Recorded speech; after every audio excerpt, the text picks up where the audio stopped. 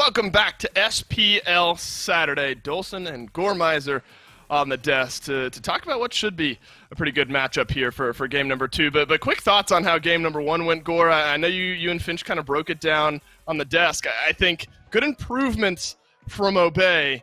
Yeah. And I think if they continue that pace, they'll be on their way to finding a win.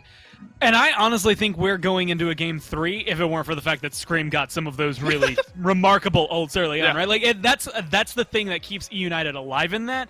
And then their play for the rest of the game was what gives them that win. If it's not for Scream finding some of those big turnarounds, I think we're looking at something potentially different for Obey there. And I think that levies the conversation of how important Thor can be, and maybe just specifically how important junglers can be in this current meta. Absolutely, and I think that's going to be a big talking point actually for this specific matchup. Sanguine up against the Renegades. Sanguine looking to stay towards the top. Renegades looking to kind of get themselves back into the middle. Because you talk about Sanguine and Panitom, a guy who is close to top of the league in kills. Yeah. I mean, you look at Sanguine really as a team as a whole, and I think if you're measuring expectations with them, people probably started towards the bottom and have really started to measure them up towards the top expectation-wise. And I think up against the Renegades, expectations will be high here for Sanguine, and more specifically to bring it back, Panitom in the jungle. And honestly, like you had mentioned it, Panitom, in terms of where he is in kills, Sanguine have 2 of the top 5 kill leaders in the league as of right now, including those last couple of games. Snoopy just took over first place by 1 kill with 35. But, you know, you have Sheento and Panitom who have both been very aggressive. And with the way that they've been playing, and I think the dynamic Sanguine have, it's very difficult to call for me, right? Because, like, in some games, I'm like, man, your early game is insane. And in some games, I'm like, man, your late game is insane. You guys obviously have the history of a team that has been playing for a year, and it shows up in their team fights more than anything. I'm very excited to see what they're going to be able to bring and maybe kind of shift into for today.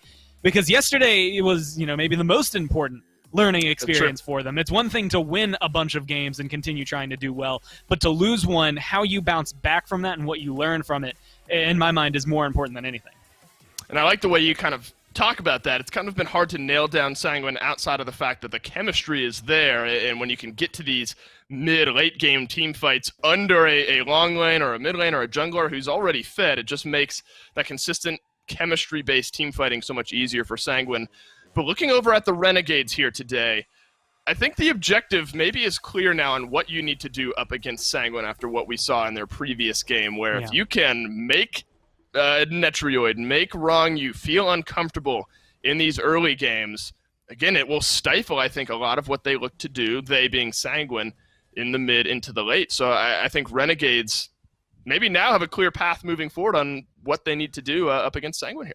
Yeah, it's really awkward because, you know, my mind, much like yours, almost immediately goes over to trying to handle Netrioid on the left side of the map. Right. But some of the, and I would argue maybe most of the success that we've seen lately, specifically for Renegades, remarkably last week, BaRRaCCuDDa just had some insane moments. Like some moments that if you watch them back, you take the nameplates away, then you're like, man, that's Season 3's Atman. Like, that's not BaRRaCCuDDa we're watching right now. That is someone else playing in a different time, even, for how aggressive he was able to be. So I think BaRRaCCuDDa is going to have a pretty interesting dynamic trying to keep that down, but Lasbra is actually the person I've been looking at. Coming into today, he was the #1 in the league in terms of kills, and he has gotten me to stop questioning any god that gets picked up for the jungle, right? And when it comes down to Lasbra, specifically his Pele, but a lot of the other gods that he brings, he's a very versatile god pool that he's bringing into the jungle, and I think that is making it much easier for Renegades to find themselves leads.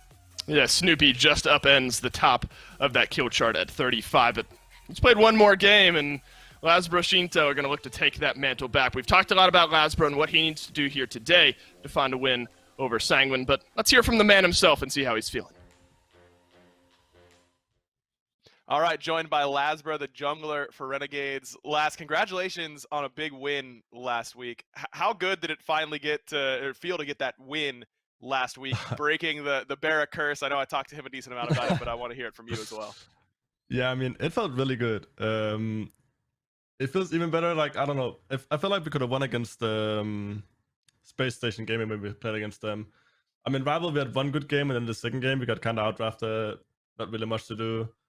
And then we get to play against United. I feel like we played really well into them, so that felt really good. How important is it for you guys to keep that momentum rolling? Because obviously getting one win feels very good, but just one win every so often isn't going to get you to the top of the standings. Do you think it's critical to start a win streak here this early in the season to build some momentum? Yeah, I believe so. Like, we're a pretty new team. We have a player who hasn't played in a spell before.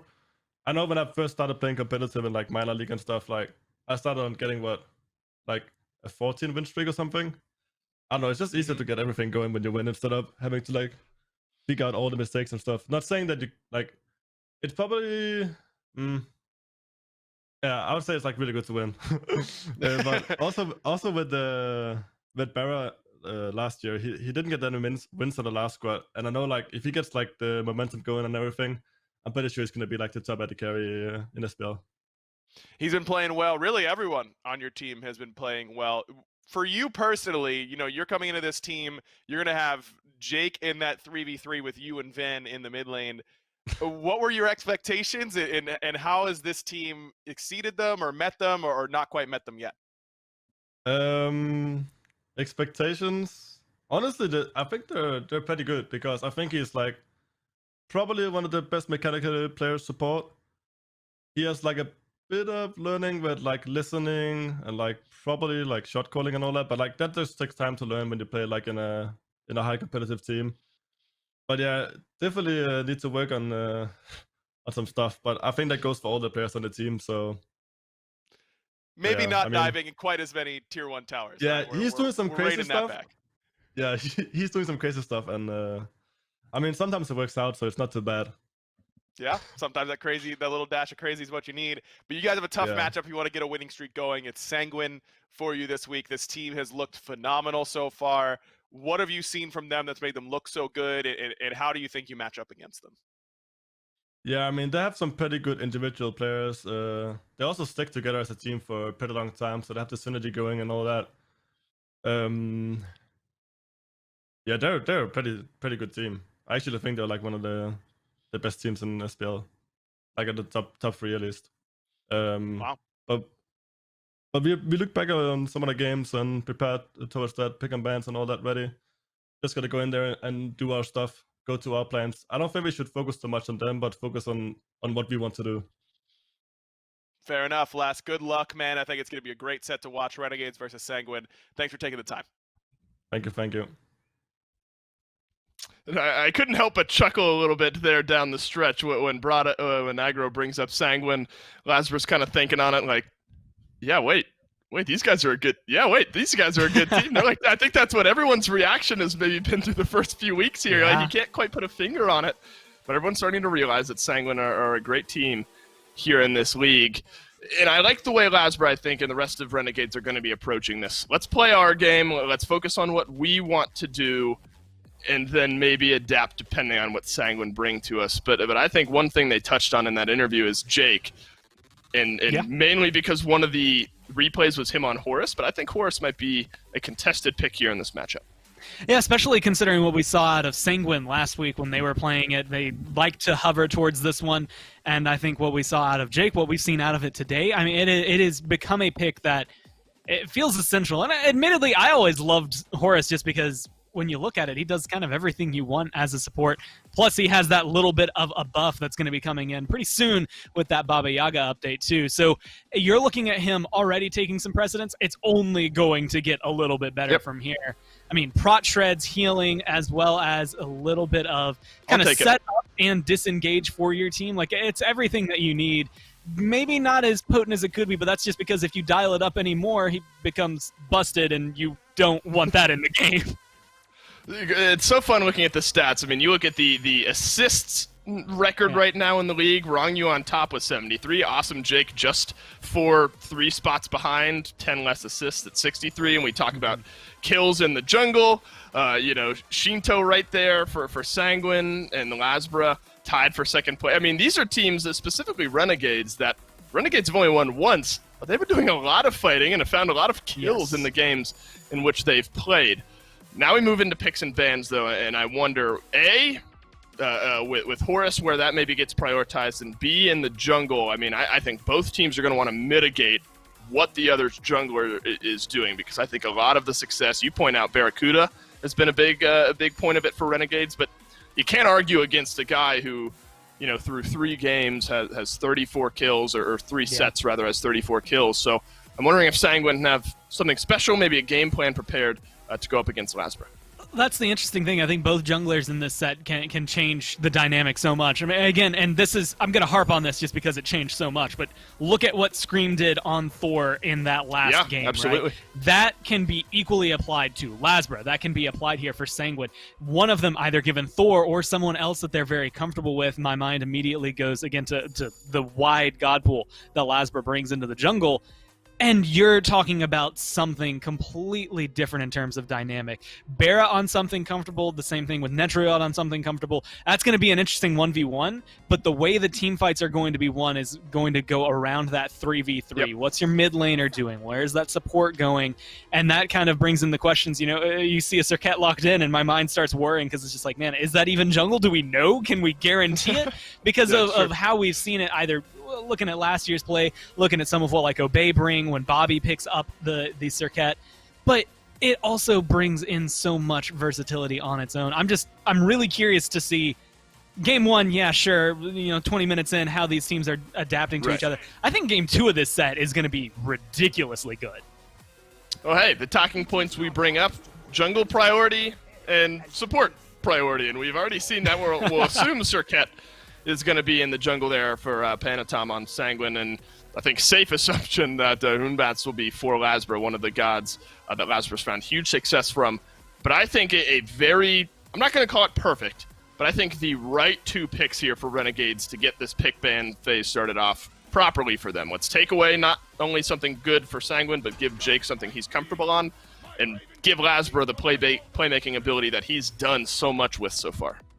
And I think it's a huge deal just because, again, a lot of the questions coming into this that really aren't there anymore were how is Jake going to perform, right? Are we expecting a Neath support that we could see in a ranked queue, or are we going to get something that is standing up to and being able to go beyond what we saw out of this team last year? And I would say that Jake right now, especially in the duo lane with BaRRa, has been able to knock it out of the park so far, and I think this Horus is just an easy setup, especially for the Hu Yi that we saw BaRRaCCuDDa dominating with last week.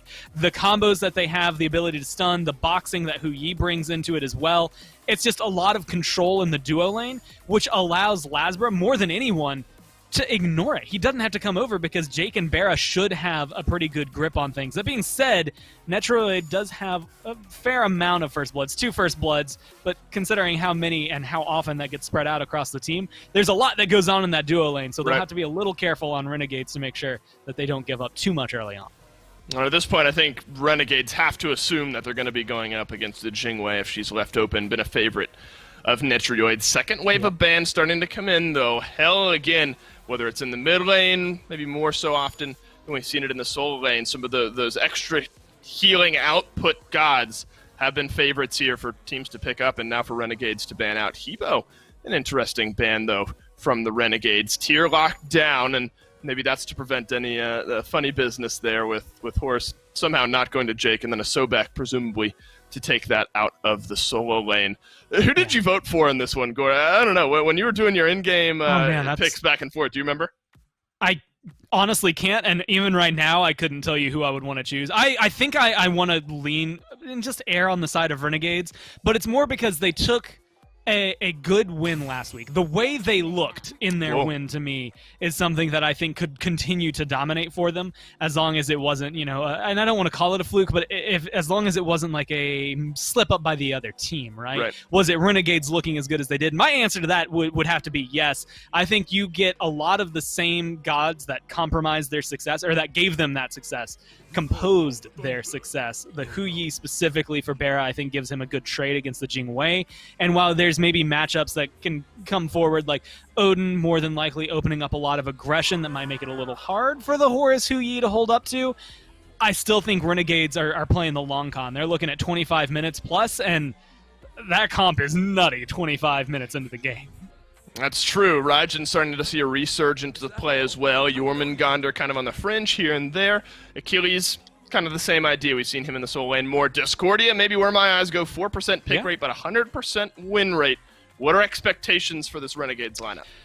Well, honestly, I think Discordia is in that area where, like, she herself is going to be just good, right? Like, she's not going to come up and get a triple kill every time. You're not looking at it. A good apple from her can absolutely change the course of a team fight, but you're also having to pay attention to that passive. Whoever happens to have the most damage, and my eyes immediately shift to, ooh, Hunbats is in this game. We have Lasbra potentially being able to run things. That becomes a very dangerous thing to play around. Well, Lasbra, the quote from the man himself is, yeah, I think winning's better. Let's see if Renegades can get it done in game number 1. Thank you, Dolson, on the desk. It's Finch and Mifflin here for Game 1 between Sanguine and Renegades. And this should be, I think, a pretty good one here at Mifflin. I mean, I love these drafts that we're seeing. Lasbra has looked excellent on the Unbot so far. No reason why that wouldn't continue to be a strong pick for him. Netrioid is on his comfort pick here in this Jing way as well. How do you see, just based on what we've seen drafted here so far, this game kind of shaken down? I think it's definitely going to be decided by the junglers in the duo lane. Both of these teams have been historically playing off the back of their hunters and their junglers. Panitom picking this early aggressive Serqet. It's going to be able to rotate throughout the jungle, maybe facilitate Netrioid a little bit in that long lane. But by that same note, BaRRaCCuDDa and Awesome Jake on this Hu Yi and Horus combo have been so dominant. We've seen them go first bloods against these top-tier teams. They've been consistently being able to put out all the damage, as well as the fact that Lasbra is on this huge AoE jungler as well. It's going to be very interesting to see.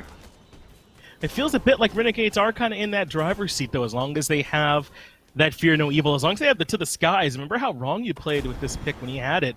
He was able to use this ability very aggressively as a reinitiation tool often, as a chase tool as well, to sort of suddenly move the entire team or cut off escape paths. I think that Renegades have, between that Fear No Evil and between that To the Skies, potentially some of the biggest team fighting ultimates here on the map. I mean, there's some big ones on Sanguine too with their ultimates are there for the cage, for Odin, but it really feels like to me Renegades should be able to kind of decide how these fights end up shaping out, as Venenu takes a lot of poke in mid.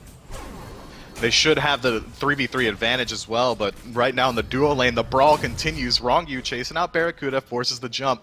Not too bad. Sanguine was on the back end of the beginning of that fight, but is able to fight it back themselves. I mean, this is indicative of what we expect to see. Panitom already starting to hover towards this side of the map. He knows that Netrioid is their gateway to victory, and I like this rotation. And look at this positioning from Renegades. I think they have a sense that there's some trouble potentially happening. Perhaps some information came from the mid lane that Panitom was coming this way. So for the first time in this lane, they're kind of stepping back a bit, and that means there's really not much opportunity there for Panitom, so he can come back to grab those oracles. And that's exactly the mentality, Mifflin, I feel like you can kind of get into for me there. I mean, that's a bit of an early duo lane gank. There wasn't much there. Panitom just gives up on it. Do you like that call? Absolutely. When you're rotating towards the duo lane as a jungler, I've got a lot of experience with this, you're really looking for them to move up towards that center of the lane when the waves meet. And if they are at that point, that's when you can look to go for the gank, especially if you know your team has fighting potential, which they absolutely do. Ronngyu on this Odin should be able to instantly clear the wave. But you can hedge your bets by sitting in that Gold Fury pit and just clear out the oracles if you don't think the fight's going to go your way and not give up too much farm. That's what we see Panitom do as he regroups back, grabs his speed. Sure, you wouldn't mind if they can give you a call and one of those leaps are down or something like that too. Then you're really feeling comfortable pulling the trigger, but I don't think they liked what they saw there. So they just gave up on it. And that's going to be, I think, fine. I don't think either one of these teams necessarily has to rush their pace. I think both of these drafts are ones that do fine when they get to that late game team fighting stage. So I don't think that either one of these squads needs to feel like they have to force the issue, they have to act or anything like that. If it's not there, just go ahead and back up and start farming.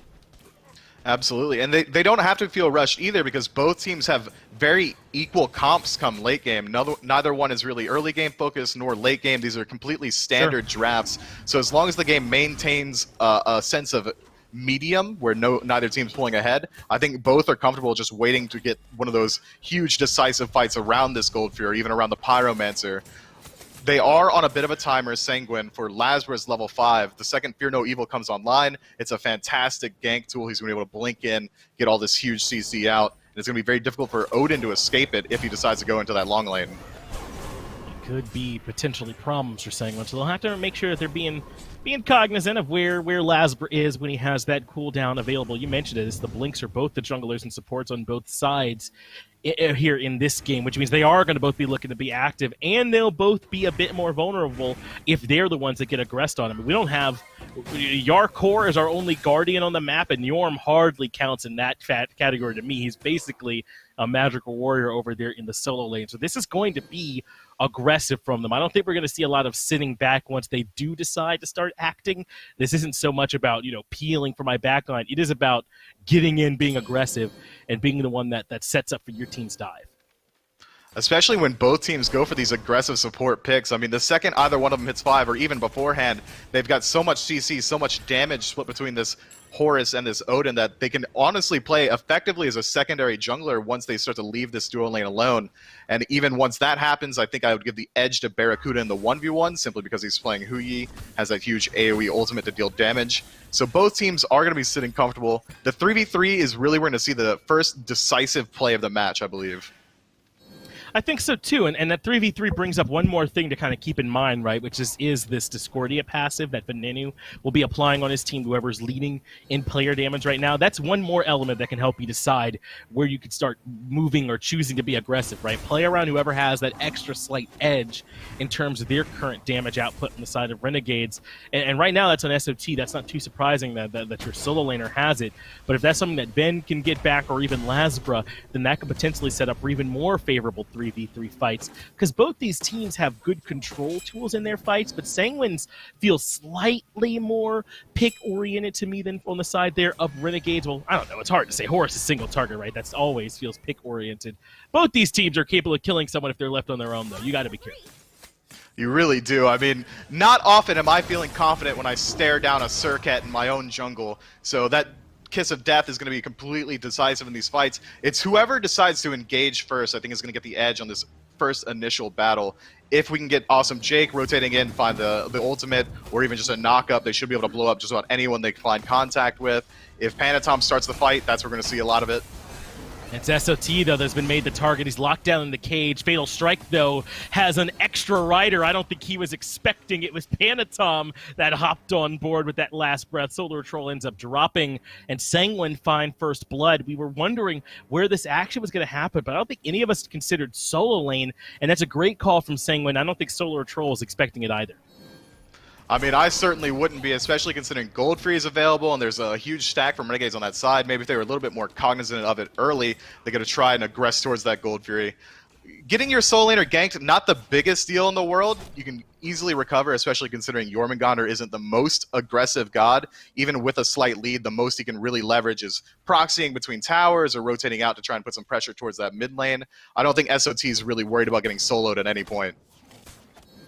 No, and that's not normally Jormungandr's specific specialty either, right? So SoloOrTroll should still be comfortable over here in this lane.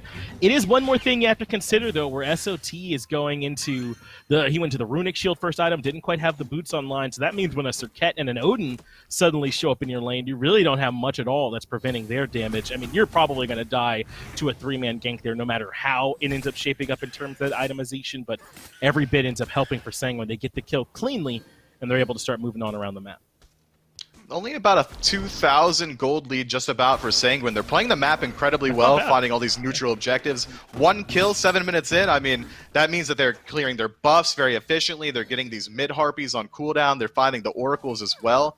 I mean, if Renegades wants to continue this pace, they need to start slowing down this bleed slightly. Normally, you wouldn't be concerned about only 2,000 7 minutes in. However, considering the pace of the match and how nothing really has happened, that means that Sanguine is passively gaining more gold.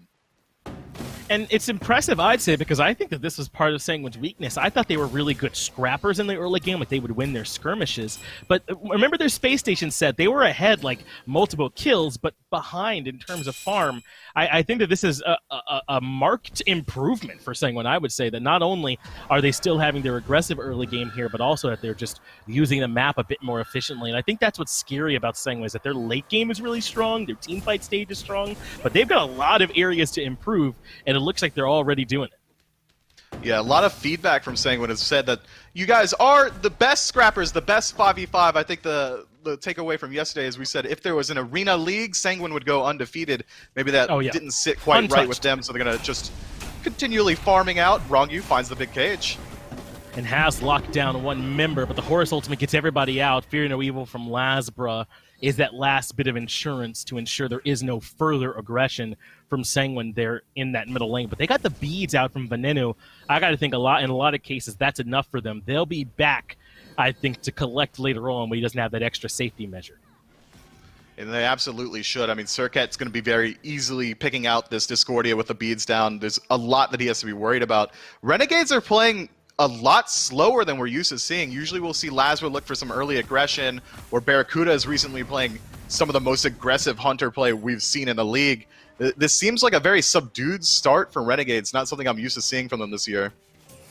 That's a fair point, Myth. I'm actually a bit bummed I didn't notice it. These two teams, I would say, have kind of had opposite trajectories, haven't they? Renegades are a team that usually does really well in the early game, and they make one or two poor decisions right around the 22 to 25-minute mark, somewhere in that range, and everything drops off. Whereas I would have described Sanguine the complete opposite, right? I would have said Sanguine can sometimes be a bit slow to start in the early, but it's their ability to fight as a team in that mid to late that's really strong. But we're seeing something different here this time, aren't we? Renegades are kind of on the back foot. They're not really looking for any aggressive opportunities, and Sanguine are the one rotating around the map, finding a nice early lead to move into their elite late game that we've already highlighted. And then it is going to be an elite late game indeed.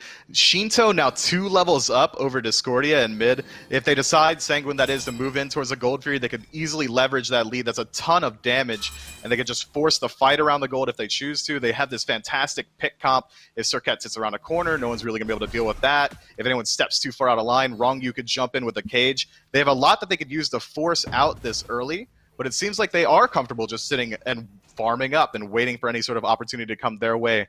Every fight that we've seen taken has been on that solo side. Not too much to contest over there, which means that if a fight does go poorly, not too much lost either. It seems like hesitation from both squads right now as they feel each other out. Yeah, I feel like it's a missed opportunity if we don't see at least a little bit more pressure onto this middle lane from Sanguine here in these next few seconds, right? While they know Venenu still doesn't have the beads. But look at this pathing he's taken. It's not just that Sanguine maybe are being cautious, but Renegades are as well. He goes all the way around the backside, Venenu does, to make sure that when he comes back in, there's virtually no chance he can get punished. He knows those beads are down. He knows Sanguine's looking for it, and Ven is not giving him that option. Yeah, this style of play is telling me full-heartedly from both squads that they're 100% confident in taking team fights around that level 20 phase, and they're comfortable just waiting for it.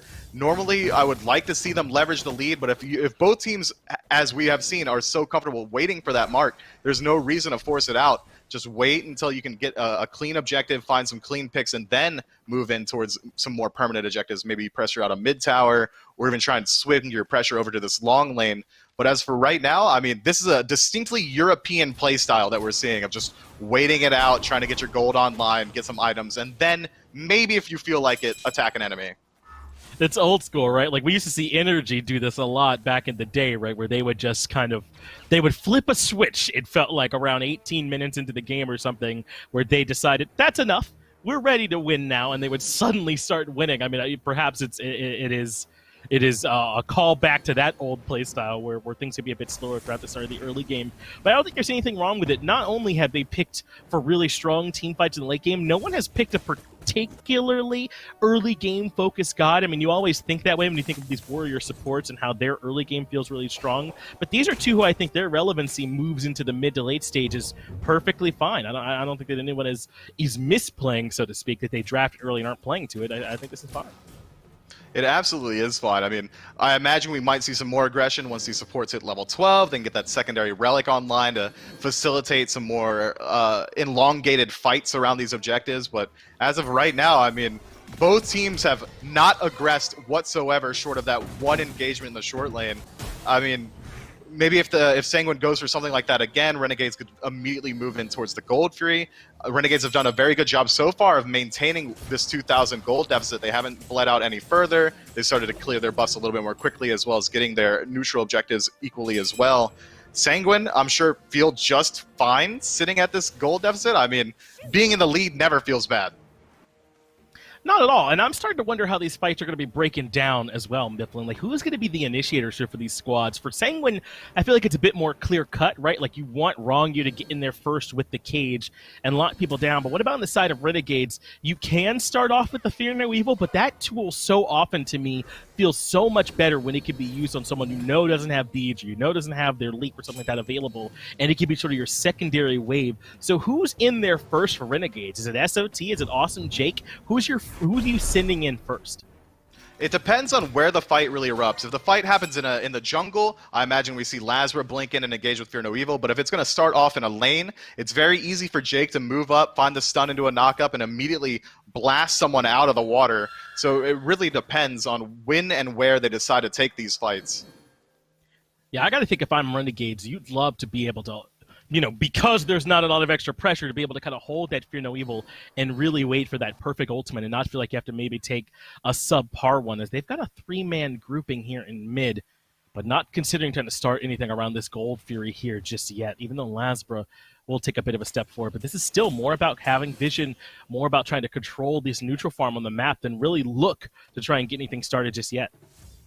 At this point, the deficit is so large between the mid laners. It's only about a level, but Spear of Desolation and Divine Ruin are online for Sheento, and we haven't seen him use it even a little bit. That's such a huge power spike for Raijin, who has a traditionally weaker early game, but really starts to strive once it gets to these 3 to 4 item mark, that I would like to see some aggression come out. They had this fantastic pick comp in Panitom. You might as well leverage that as well. I mean, nothing ventured, nothing gained is the age-old adage, and it seems like both teams aren't willing to venture or gain at this point. Well, it's kind of like you mentioned earlier, right? As Sanguine get to passively gain, it would seem, as they are out in front about that 2,000. So they're perfectly fine, I think, with this pace that we're sort of seeing. And I think that this is showing some maturity here from these squads too, both, that I think is really important. Because what was the aura around Renegades and Awesome Jake in particular coming in, that they were sort of this unknown quantity? Is Jake going to play the same way that we all know that he does from ranked, or is he going to play a bit more of that SPL style? Where this is showing me that Renegades are willing to bunker down when they need to. The Gold Fury was started for a moment and then dropped. Ronngyu takes a little bit of poke, but he should be out of there. I don't think we're still seeing that skirmish quite yet.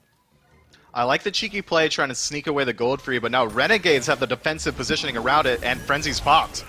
That means that they're all in committed to make this happen. Taiko Drums is happening way in the backline, and Panitom gets isolated. That means Venenu gets an easy kill. Ronngyu gets executed, and the re-engage, I think, is on. The To the Skies ultimate has gotten some aggressive positioning, and here it comes. He's bringing the entire cavalry, and Netrioid won't even get off the ground. That is 3 unanswered from Renegades, and now this could be trouble for Jarcorr. He still has his ultimate, but he wants to go in aggressive. The Gold Fury's not even low. This is potentially risky from the Sanguine solo laner.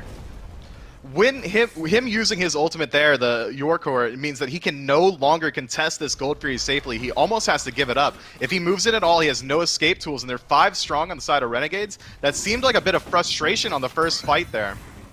Yeah, I don't know if I love that call from Jarcorr either. Renegades are able to get the Gold Fury, and now Jarcorr is a bit of a sitting duck. He's stuck inside the slow field, but he's really not taking that much damage, but it comes all at once. Jarcorr ends up popping Sheento aggressively with the Thunder Crash. Does at least get the kill on the Lasbra to answer, but Renegades got what they wanted. A 4-for-1 and the Fury. There wasn't any action, and all of a sudden there was a ton of it. They close up the gold lead, but take a peek at the experience charts. They close that, if not even pulled ahead a little bit there. Now the mid lane deficit's only 1 level. We got to level up on your support for Renegades. I mean, that is a huge swing in their favor. And now that that Gold Fury is removed from the map, Pyromancer's available, but Sanguine going to beat them to the punch, steal that away real quick. Renegades steal the Pyromancer too. SoloOrTroll was just kind of hiding over there inside the Fire Giant pit and steals that one away pretty nicely too, as yet another little bit goes in Renegade's favor. And this is one of those things that I think that instead of taking these small incremental engagements, when you just take one big engagement around the Fury, then you have put all your eggs sort of in that basket, so to speak. And Renegades did that fight really, really cleanly. They've got, I feel like, the best zoning sort of tool in that Fear No Evil. So those prolonged engagements around the objectives, as long as that is up, probably will favor Renegades. And immediately off the back of the re-engage, Jake dropping his entire team behind them to find 2 swift picks. I mean, that's clean play around the gold. They didn't even truly choose to force out that objective. That was an engagement chosen by Sanguine. Unfortunately, they decided to immediately give up the defensive positioning around gold, so then Renegades were in the driver's seat from that point forward. Yeah, Sanguine started the Gold Fury, and they didn't like it. They thought they could take their ball and go home, but Renegades were absolutely not going to allow that to happen. They kind of forced Sanguine into that fight. Maybe a bit more than Sanguine even really wanted. They were looking to pull the robbery and not have to actually have a shootout with the cops, and unfortunately, Renegades turned it back in their favor. Now a slight gold lead for BaRRaCCuDDa means that he finishes his rage a little bit more quickly. We might expect to see him rotate out and try and get that stacked as quick as possible, but Jake engaging in mid. They end up stacking the CC. I thought that's exactly what Lasbra was waiting to avoid doing. The beads on the side of Sheento allows him to get away from the Fear No Evil and from the stun from Awesome Jake. The fight continues for a moment, but really nothing more going to happen from that. It's odd. It looked like that's what the patience from Renegades was meant specifically to avoid, was that overlapping of the control. It seemed like it. I mean, both teams seem like they're just still biding their time. Yes, that was a huge engagement, but it's the only one we've seen. We haven't seen any sort of lead leveraged by Renegades at this point.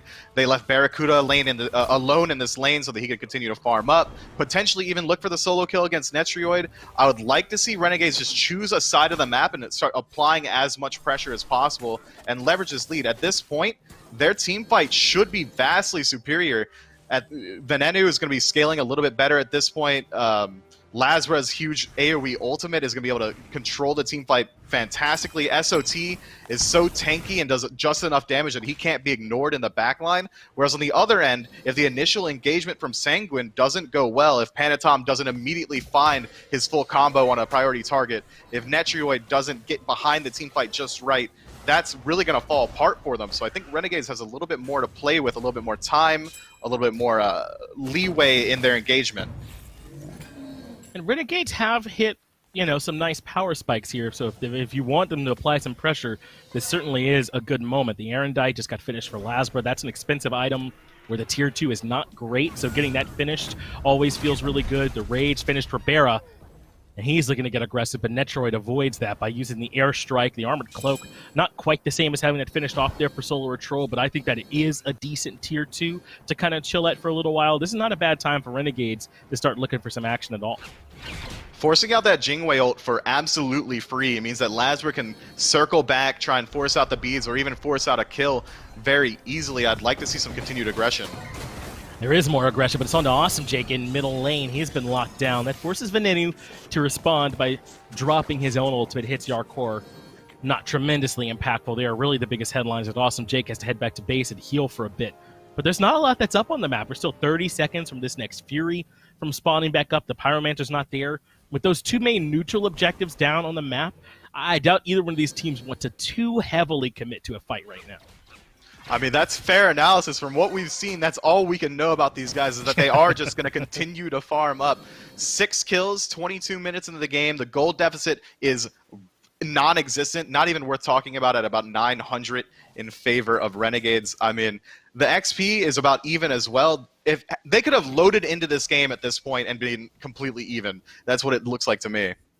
Yeah, what if we just start the game from 22 minutes is basically what the spot that we're up, because there aren't any real true significant disparities or anything like that to sort of harp on at this point, which is why I was asking earlier on, kind of how you thought that these team fights are going to be breaking down, because that is clearly going to be the thread here, is that there's only going to be a couple of these big fights, and that will be our decider. Renegades are hovering down near this next Fury. They've got all 5 members on the left-hand side. Same for Sanguine as well. No one will be stealing this objective away because everyone is here for this part.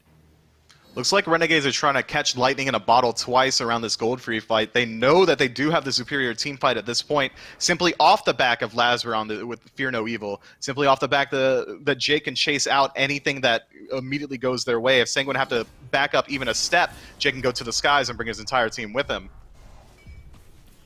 Fight does start for a little bit. Awesome Jake takes some poke, but nothing too crazy. The Oni Fury has been pulled, brought down to right around half. That's a good strife, though. You love starting fights off that way. Ronngyu is the one who's been positionally committed. He makes it back out, but that's all their leaps at this point used defensively on the side of Sanguine. So Renegades re-pull. They pop the frenzy. That means that they're all in this fight, and Lasbra has hooked around to the side, waiting on his moment, but still patient. Now he starts to step in. Fear No Evil committed solely onto Ronngyu. I don't think that that's what Lasbra was particularly looking for there, but they do own all the positioning around the Oni Fury. They should be able to grab it. Ronngyu reinitiates, but Renegades secure the objective. The execute comes through for SOT as well. They get their pick and the Fury.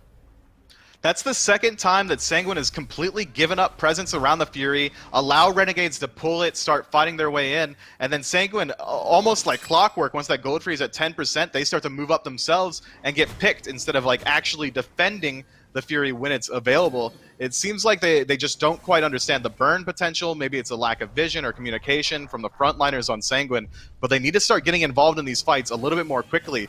Every time a fight actually erupts, it's off the back of Renegades choosing it. Yes, Sanguine does take the aggressive positioning around gold again, but that's twice that they immediately back up and let Renegades do it themselves, and then they choose to take the fight. They take the driver's seat. They get the initiative, if you would.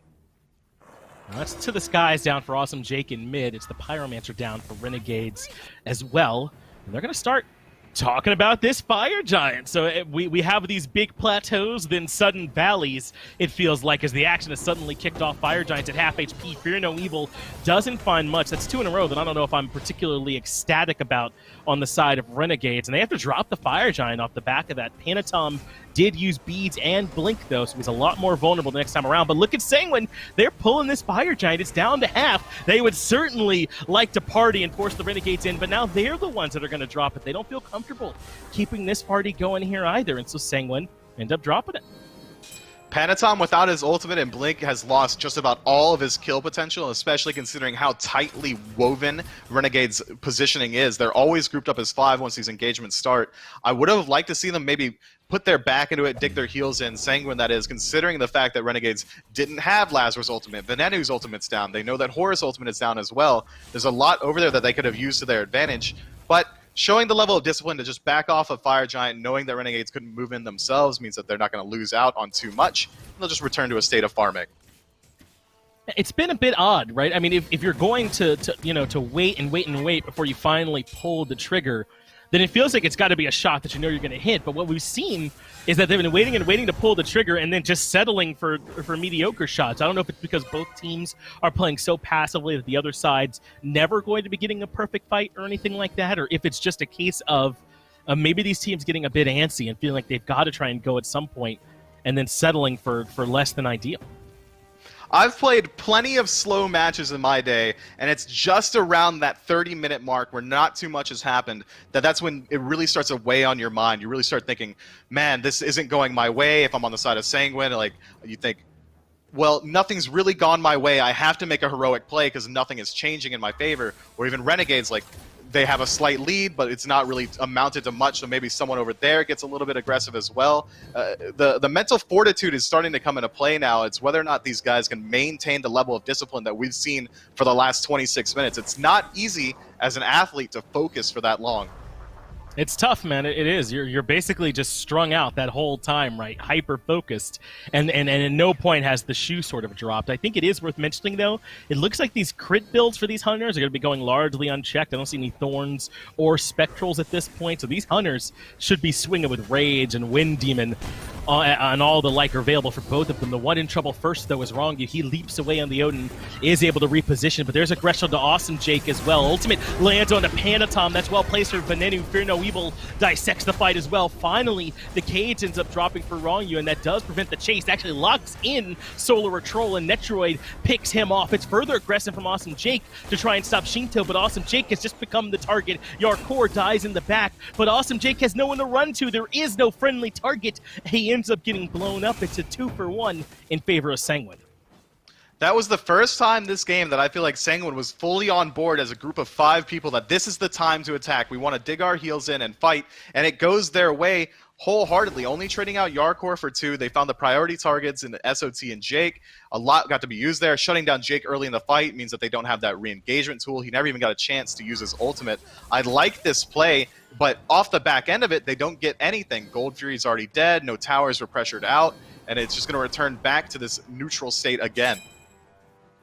Beads were used on every carry except for Venenu, though. Sheento, Netrioid, and BaRRaCCuDDa all going to have to wait for that extra CC immunity. That's why Lasbra is pulling the trigger. Netrioid did not have the beads, so he was a sitting duck. And they're on the left side of the map, but this Fury about to come up here in 8 seconds. They could even rotate all the way over to FG because Netrioid's 50 seconds away from relevancy. There's definitely opportunities for Renegades to capitalize off that kill, and it is going to be this Primal.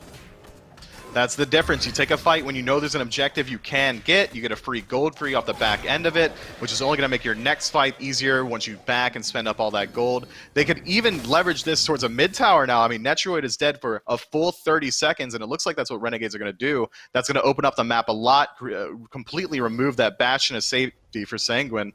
But instead, it looks like they're going to move into the gold or Fire Giant pit, maybe pick up this Pyromancer instead.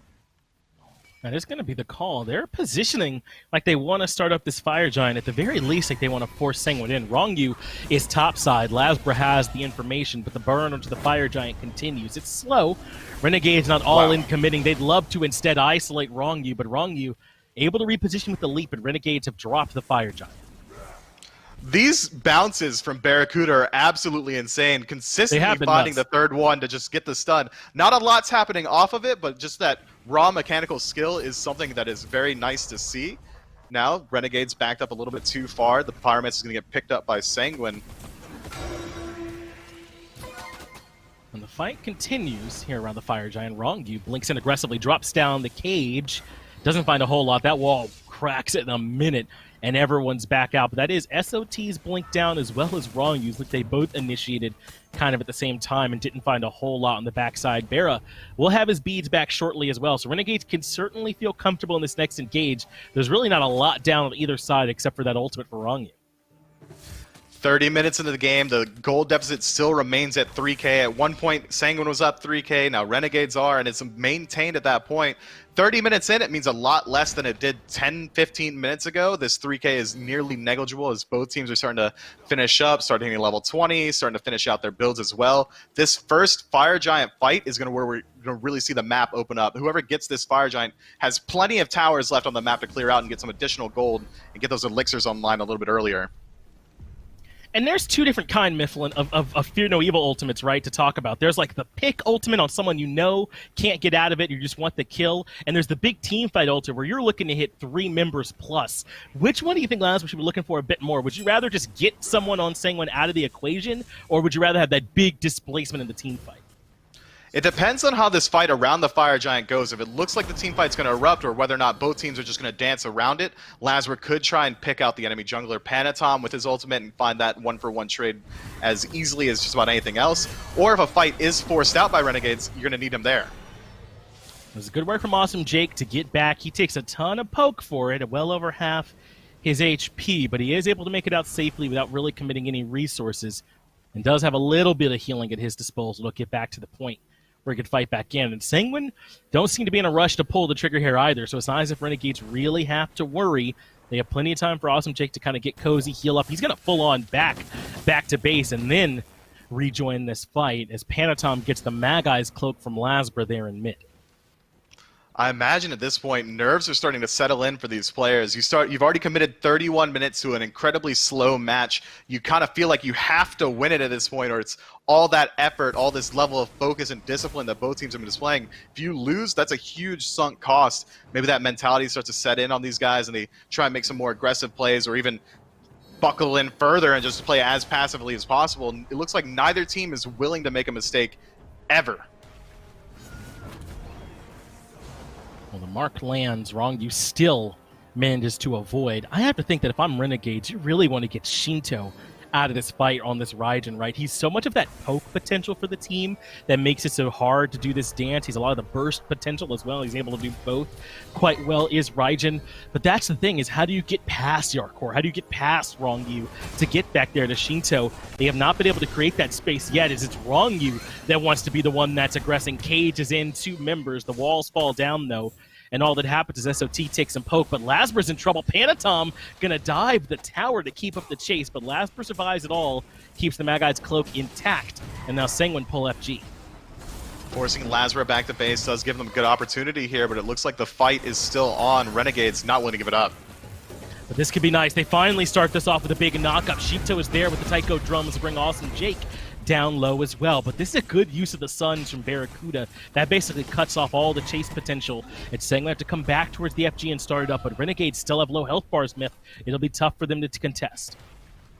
They still have Lasbra's ultimate available for them to move in. They could just defend this tier 1 tower very easily, and they're grouped up, almost fully healed from Horus. He's in the sky. Ooh.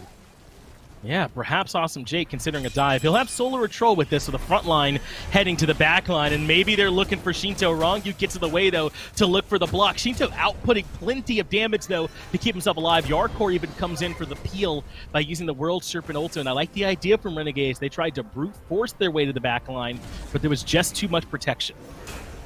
I'm looking at SOT's build now. He's so damage focused. He's not even as tanky as you would expect. Heartseeker coming out for that 6th item. He doesn't really have any stacks on his Urchin just yet. Has 2 shields available as well. It seems like he's trying to be a secondary assassin for his team. He recognizes they got a bunker bust to some extent, but Awesome Jake has taken too much damage. Venenu from Lasbra, though, prevents the follow-up and very nearly gets the kill onto Sheento. Beads allows him to get into reposition, but now he's been caught by that last breath, so he'll die in trade. But look how low Panitom is as well. This is room for Renegades to start acting to try and capitalize, and looks like the capitalization will be on the Oni Fury. Awesome Jake will get into zone position, dashes in, but doesn't find the stun. He serves himself up on a silver platter. That means the Oni Fury no longer an option. Sanguine start to step forward now, knowing that they're the ones with the advantage. They grab the Oni Fury and start to retreat. And then we see another swing here, a baby swing, 700 gold now in favor of Sanguine, what was a 3,000 gold lead in favor of Renegades, but still, nothing huge has been contested at this point. The only fights we're seeing around these Pyromancers, around this Gold Fury, anytime Fire Giant actually gets pulled, immediately if any opposition shows up, either team's willing to give it up. At this point, there's not much to farm for. You have to make a play. You have to do something to change the dynamic of this match. They're right, only truly farming to sell these boots. Well, Renegades are trying, Myth, right? They've tried now twice in a row to make this Sheento dive happen, right? The first time was when we saw Awesome Jake and SoloOrTroll dive in with it to the skies. The second time, just now, was when Lasbra heavily committed on the backside of Fear No Evil once Awesome Jake became that frontline target. The problem for Renegades is how do they make that backline dive onto Sheento successful when Sanguine are willing to commit every resource they have into keeping Sheento alive on the backside? They might not even get a chance to answer that question, though, Myth. The Fire Giant fight is starting up instead. It's Sanguine finally being proactive, but perhaps it's a bait. They're coming to the aid of Panitom, who's aggressive on the front line, and Ronngyu gets the cage down on everyone. Taiko Drums is chewing through as well, brings Venenu down quite low. Jarcorr wants to try and put in the last bit of damage, but it's Sheento on the Raijin who gets that job done. They get that kill. It's a 5v4, but Sanguine are so low, they can't feel comfortable starting up FG here. They can't at all, but that pick is huge. 50 seconds left until Ven respawns. That's a huge team fight asset lost on the side of Renegades. And at 50%, Netrioid could very easily lifesteal back up off this Pyromancer. Sheento is also full health as well. They could easily pull out this Fire Giant and at least try and force out a fight. Lasbra is lurking, and his ultimate's coming back up soon. They have to be cognizant of that. Instead, it seems like they're going to back up, spend that little bit of gold they got off the pick and the Pyro, leverage that passive that they got to get out of base quicker, and try and get some vision coverage around this Fire Giant. And you saw some of why Renegades have been gun-shy on their initiations up until now. The counter initiation from Sanguine is so strong. When they got clumped up in that choke point, that's an easy 5-man cage for Ronngyu to be able to find. Jarcorr is knocking everybody up. Sheento's hitting everyone on the team with the Taiko drums as well. Renegades are playing it a bit slow, but they can't afford to step out of the line even a little bit because this re-initiation, this counter initiation from Sanguine, has been so strong, and now they're leveraging it. They're pulling the Fire Giant yet again, and Renegades kind of afraid to walk into those choke points because they know what'll happen. Sanguine waiting for them, dropping the FG and forcing the issue, caging in 2 members and into the Taiko drum yet again. SoloOrTroll gets chunked too low. Awesome Jake can't make it off the ground either. Sheento the one that comes out with the kill crate, and Jarcorr stepping on the gas, diving all the way underneath the tier 2 tower. Fear No Evil, a desperate last-ditch effort isn't going to do enough as now BaRRaCCuDDa is stuck in the line of fire, and Sheento gets the killing spree. I wish chat could see the huge smile on my face having seen some aggression. The second Sanguine identified that Ven was trying to defend the Phoenix on the other side of the map, they immediately gas pedal in, pick up another kill. Only 1 member left is Lasbra. No ultimate available. 5 strong are Sanguine. This could be the game. I'm thinking it should be at this point, right? There's no way Lasbra without Fear No Evil can do enough to defend. It's slow going, burning down the right side Phoenix, but they should be doing much more damage to the actual Titan. 38 minutes it took to get to this point, and Lasbra all alone, 1 lone monkey to try and defend, but Jarcorr and Ronngyu too weak to try to absorb any more damage from this Titan. But there's just no way to defend. Sanguine have done enough, and they take down Renegades in game number 1. A slow match, but decisive to say the least. They played that completely at their pace. Sanguine chose to play slowly. They chose to wait for this point. And the second that Renegades shows them their back, shows them their throat, Sanguine's at it immediately. Only 1 opportunity is all it took around that Fire Giant where Renegades weren't standing as 5 strong. And immediately Sanguine optimize on it and win the game. It was really strong execution there from them, and that's kind of what we were talking about. I think both of these teams had really strong team fight presences, but they were balanced on this knife's edge. It was the Fear No Evil on the side there for Renegades, and it was that Odin cage on the left-hand side for Sanguine, and I think that's what ended up being a little bit stronger there for Ronngyu, catching them in those narrow choke paths without the numbers advantage there in their favor, too. They were down a bit without Venenu in the right positioning as well, and they managed to punish them. You got to make sure, if you're going to play patient against Sanguine, your team fight has to be almost flawless. That's true. They're so comfortable playing as 5 and off the back of each other, Sanguine are. And we saw it. Ronngyu really was the engagement factor the majority of the time, and he itemized towards it, had some CDR in the build, had the Relic Dagger, so his Blink was always available, and he was able to find these huge, impactful cages on teammates that didn't have any way to get out. Anytime SOT got caged, immediately Netrioid's in there with them, just swinging with the autos. Well, it's a strong game number 1 from Sanguine, but Renegades are right there with them, so I don't think that you can write off this set at all just yet. I'll get it back over to the desk, though, and have Dolson and Gore break it down. Always appreciated, Finch. And Goremizer, game 1. It's a bit of a slow burn. I mean, this one goes 38 minutes, not necessarily the longest game we've seen, but as far as kills, aggression, team fight presence in this game, it takes kind of a while to get to that point where both teams are kind of in full team fight mode. And I echo what they were saying there to kind of wrap up that cast. You better be ready to have the cleanest team fight of your life if you're going up against Sanguine in a potentially game-ending team fight. And that's realistically the way this entire game went, right? And that was just looking for favorable fights, I would say, for Renegades. And a lot of that was, how can we bait you away? Are you going to be greedy? Can you come try to defend this? But their one fight early on was pulling Panitom a little too deep and then being able to get rid of him and then slowly but surely steamroll. They turn that into a 4-for-1 that ends up getting them a Gold Fury as well.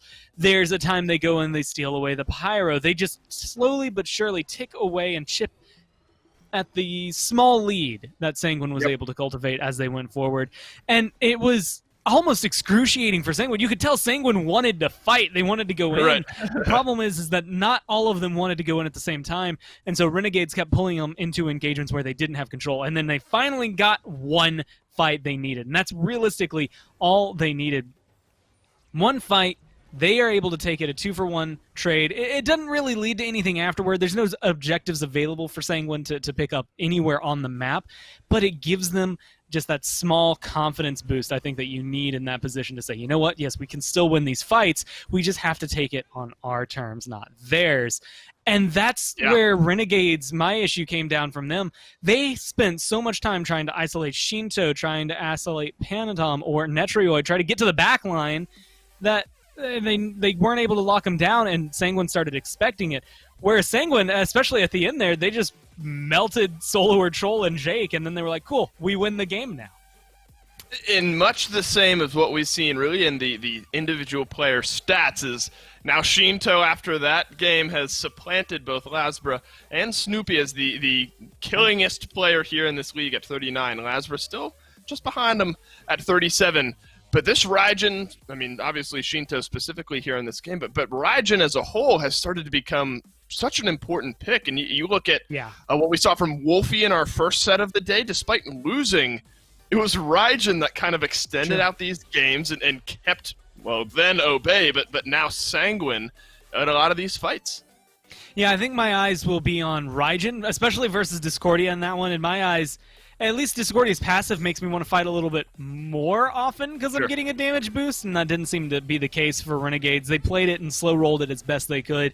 I also will, I have to say, I think some of the engagements for Renegades probably could have led to a much higher lead if the Fear No Evils were hitting consistently throughout the game. There were just a few too many, I would even say, that were off the mark just enough to be able to say, yeah, that was not good. It wasn't worth throwing out the ult for them. There were times where it was maybe timed up with other CC, so Beads was able to purify everything, or times where it just wasn't connecting either A, on who you wanted, or B, on anybody. So I think if you can shift that dynamic around for the Renegades here, I think it would open up the door, let Lasbra be as aggressive as Lasbra wants to, and start taking up those kills that the jungler wanted to see. Yeah, I think that's entirely fair. I think Lasbra had a good game, but maybe not the same impact that we're used to seeing him have here for the Renegades. Look to bounce back in game number 2. First 6 bans, though, they've waved their way in. Sanguine going to take away the Camazotz. I think we are used to seeing that at this point. Xingqian as well.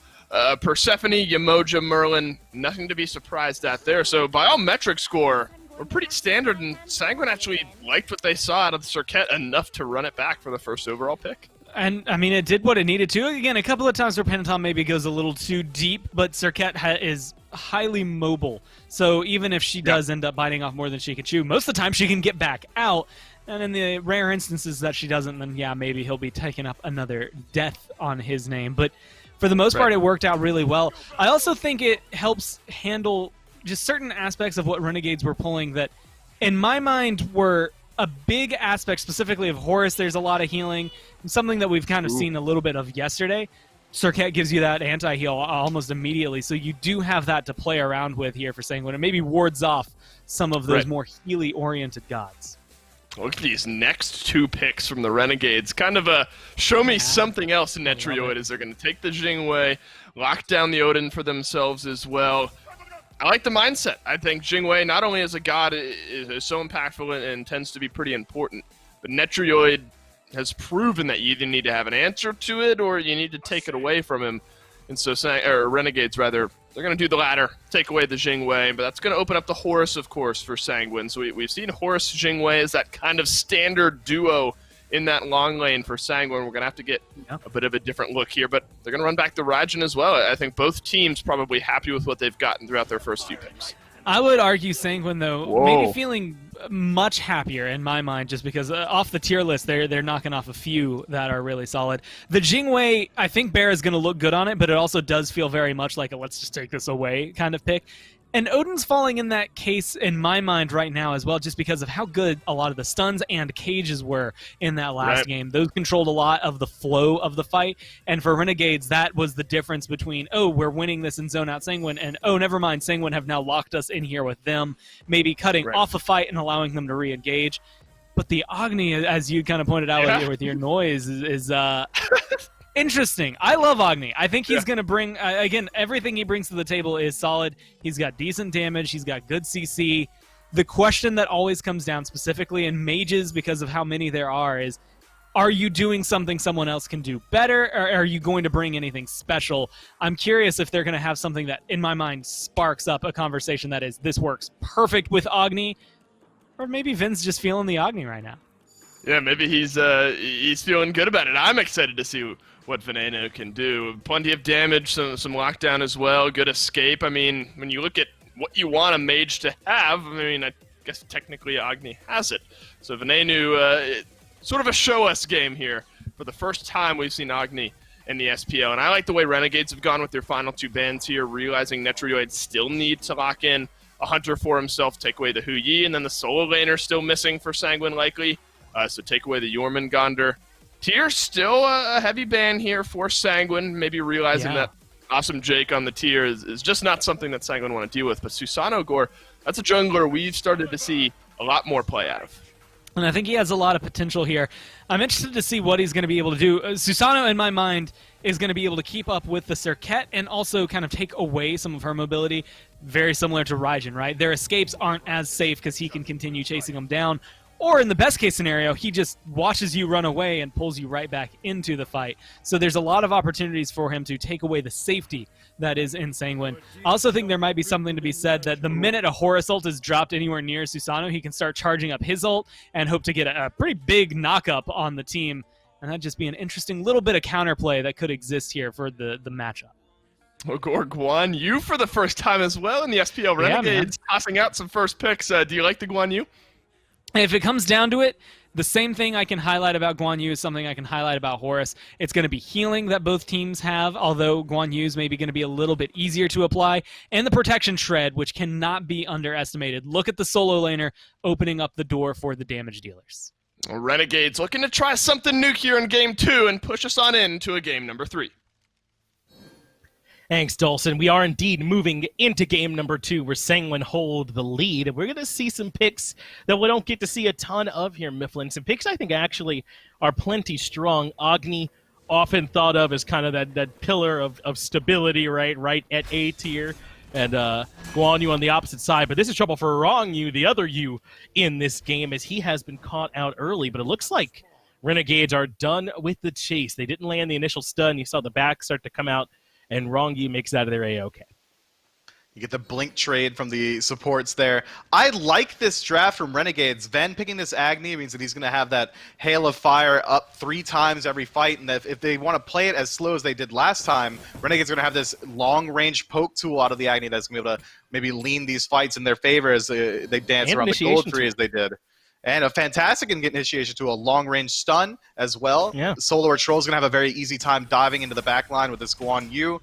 I like that Sanguine elect to pick up the Hachiman as well. If you can't get your most comfortable pick being Jing Wei, might as well pick the second safest hunter, which is Hachiman, that CC immune ultimate. Going to be able to ride out of the horse at the moment's notice. But he has to be worried about Jake once he hits level 5. No way to escape that cage. That's a great point. That horse will certainly be locked down inside that cage, and the Odin on the other side for Ronngyu last game, I feel like was a big difference maker. I don't know if I want to put it all in his feet because Sheento's Raijin was probably the heavy lifter there, but the cage facilitated it, so they certainly know its power and got to make sure they're respecting in that other direction.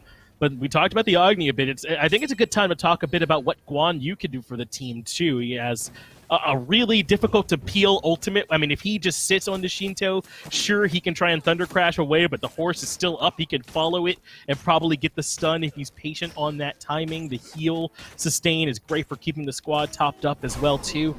I think Guan Yu and Agni both could stand to see more play. They absolutely could. I mean, Guan Yu is almost like a Vamana light once he gets into these team fights. He's going to pop his ultimate and try and chase down the mage as easily as you can. The additional speed as well as the stun on the back end means that his team's going to have a very easy time following up. He's almost like a spearhead for your team. You can immediately split the difference of Sanguine and make them feel uncomfortable in the engagement. He's got such a good gap closing tool as well. And Ven on Agni, that's a lot of damage to follow up as well as additional CC. They've got a lot of lockdown Renegades. If at any point anyone moves up too far, Jake's going to be able to find the cage. BaRRaCCuDDa is going to be completely safe in his lane on this Jing Wei as well, as he has decent trade potential in a Hachiman as well, so he doesn't even have to play it necessarily like we've seen Netrioid doing it, which is playing pretty far back. BaRRa does get knocked up, though, but he's Jing Wei. He's A-OK with the dashes right on out of there, and there is not much more kill potential there. I do wonder a little bit, Miff, are you worried at all that it's just Venenu for magic damage here from this squad and everybody else is physical? Agni can output the damage, but building physical protection is pretty efficient already as it is. It is a little bit concerning, but Renegades does have that added edge of the defense shred from the Talu Assault off of SOT. Going to be able to make up a little bit of that difference. If they do decide to stack physical defense Sanguine, that just means that Agni is going to have an even easier time finding his own damage into this backline. If Sheento decides to channel his ultimate, that reduced movement speed means that Ven should be able to find a lot of damage very quickly onto him. That's with true. the meteors as well as Flame Wave. There's a lot going for Renegades, but it is execution heavy. It's going to be very difficult for them to leverage the fact that they only have one magical. But again, that defense shred is also going to help them towards these objectives. Agni and Guan, you could very easily move in towards this Pyromancer and use that Flame Wave and Path of Flames as well as Talu Assault to burn that out very quickly. So they have options to pull a lead for themselves. I think that they do. I agree, and I think that it puts a lot of pressure this draft onto Venenu, especially because it's not a particularly peel-centric type of draft, right? I mean, I think that there are some tools there as well as if Venenu's going to be completely alone, but it's not like he's got a Khepri or a Geb or anything there either, right? I mean, Venenu largely going to be reliant on that dash being used very well and not letting that get interrupted by the many sources that could potentially catch him out with that dash, and by finding those sweet spots in the fight where he's not overly committed positional-wise in range to still do damage, but he can also escape if he needs to, because a lot of the times he'll probably be reliant on his own ability to get out of these fights. But only having your escape be on a dash means that Sanguine, on the other end, has a very easy time chasing it down. If the dash is forced out onto Ven, Ronngyu could very easily ultimate past the majority of his Renegades and get his team back there onto a no-escape Agni. There could be Netrioid has a very easy time chasing him down as well with his ultimate, applying a very long-range slow. There are ways to close the gap. I think the real decision maker is going to be on the back of Panitom. Whether or not we see him get involved a little bit earlier this game on this Serqet, it's going to be a lot easier to gank out this Agni than it was last game, as well as Lasbra playing this very aggressive Susano could set up ganks very easily for BaRRaCCuDDa in that long lane if they can catch out Hachiman with his ult down. They certainly have ways to try and leave their stamp in the game pre-25 minutes. I'm glad you bring up this Susano for Lasbra, because my read on this pick is that it's kind of like his one-on-one potential has gone up without having to commit the ultimate. It's kind of a little bit less teamfight presence, but in the 1v1 he can kill you and still have the Typhoon potentially for later on engagements. This is trouble though for Jarcorr. He's used the ultimate now, and that's just what Sanguine were waiting on. They lock him down with the stun. Now he's stuck in the cage. They pull him back in. And Renegades find an easy 3-man gank over on right and shut down Jarcorr. I mean, that's exactly what you need to see. You identify that the Odin cage is going to be placed very well here. There's no way for Jarcorr to escape it. This early on means he's also not going to be too tanky. Gladiator Shield, the only thing that's really keeping him alive. And plenty of defense shred coming out of SOT, as well as chain CC off the slow and ultimate. It makes it for a very easy dive to make. And at this point, they know that Sanguine really doesn't have the damage to immediately move in towards Gold Fury. So 6 minutes in, ganking Soul Lane with 3 members, not too much of a time commitment either.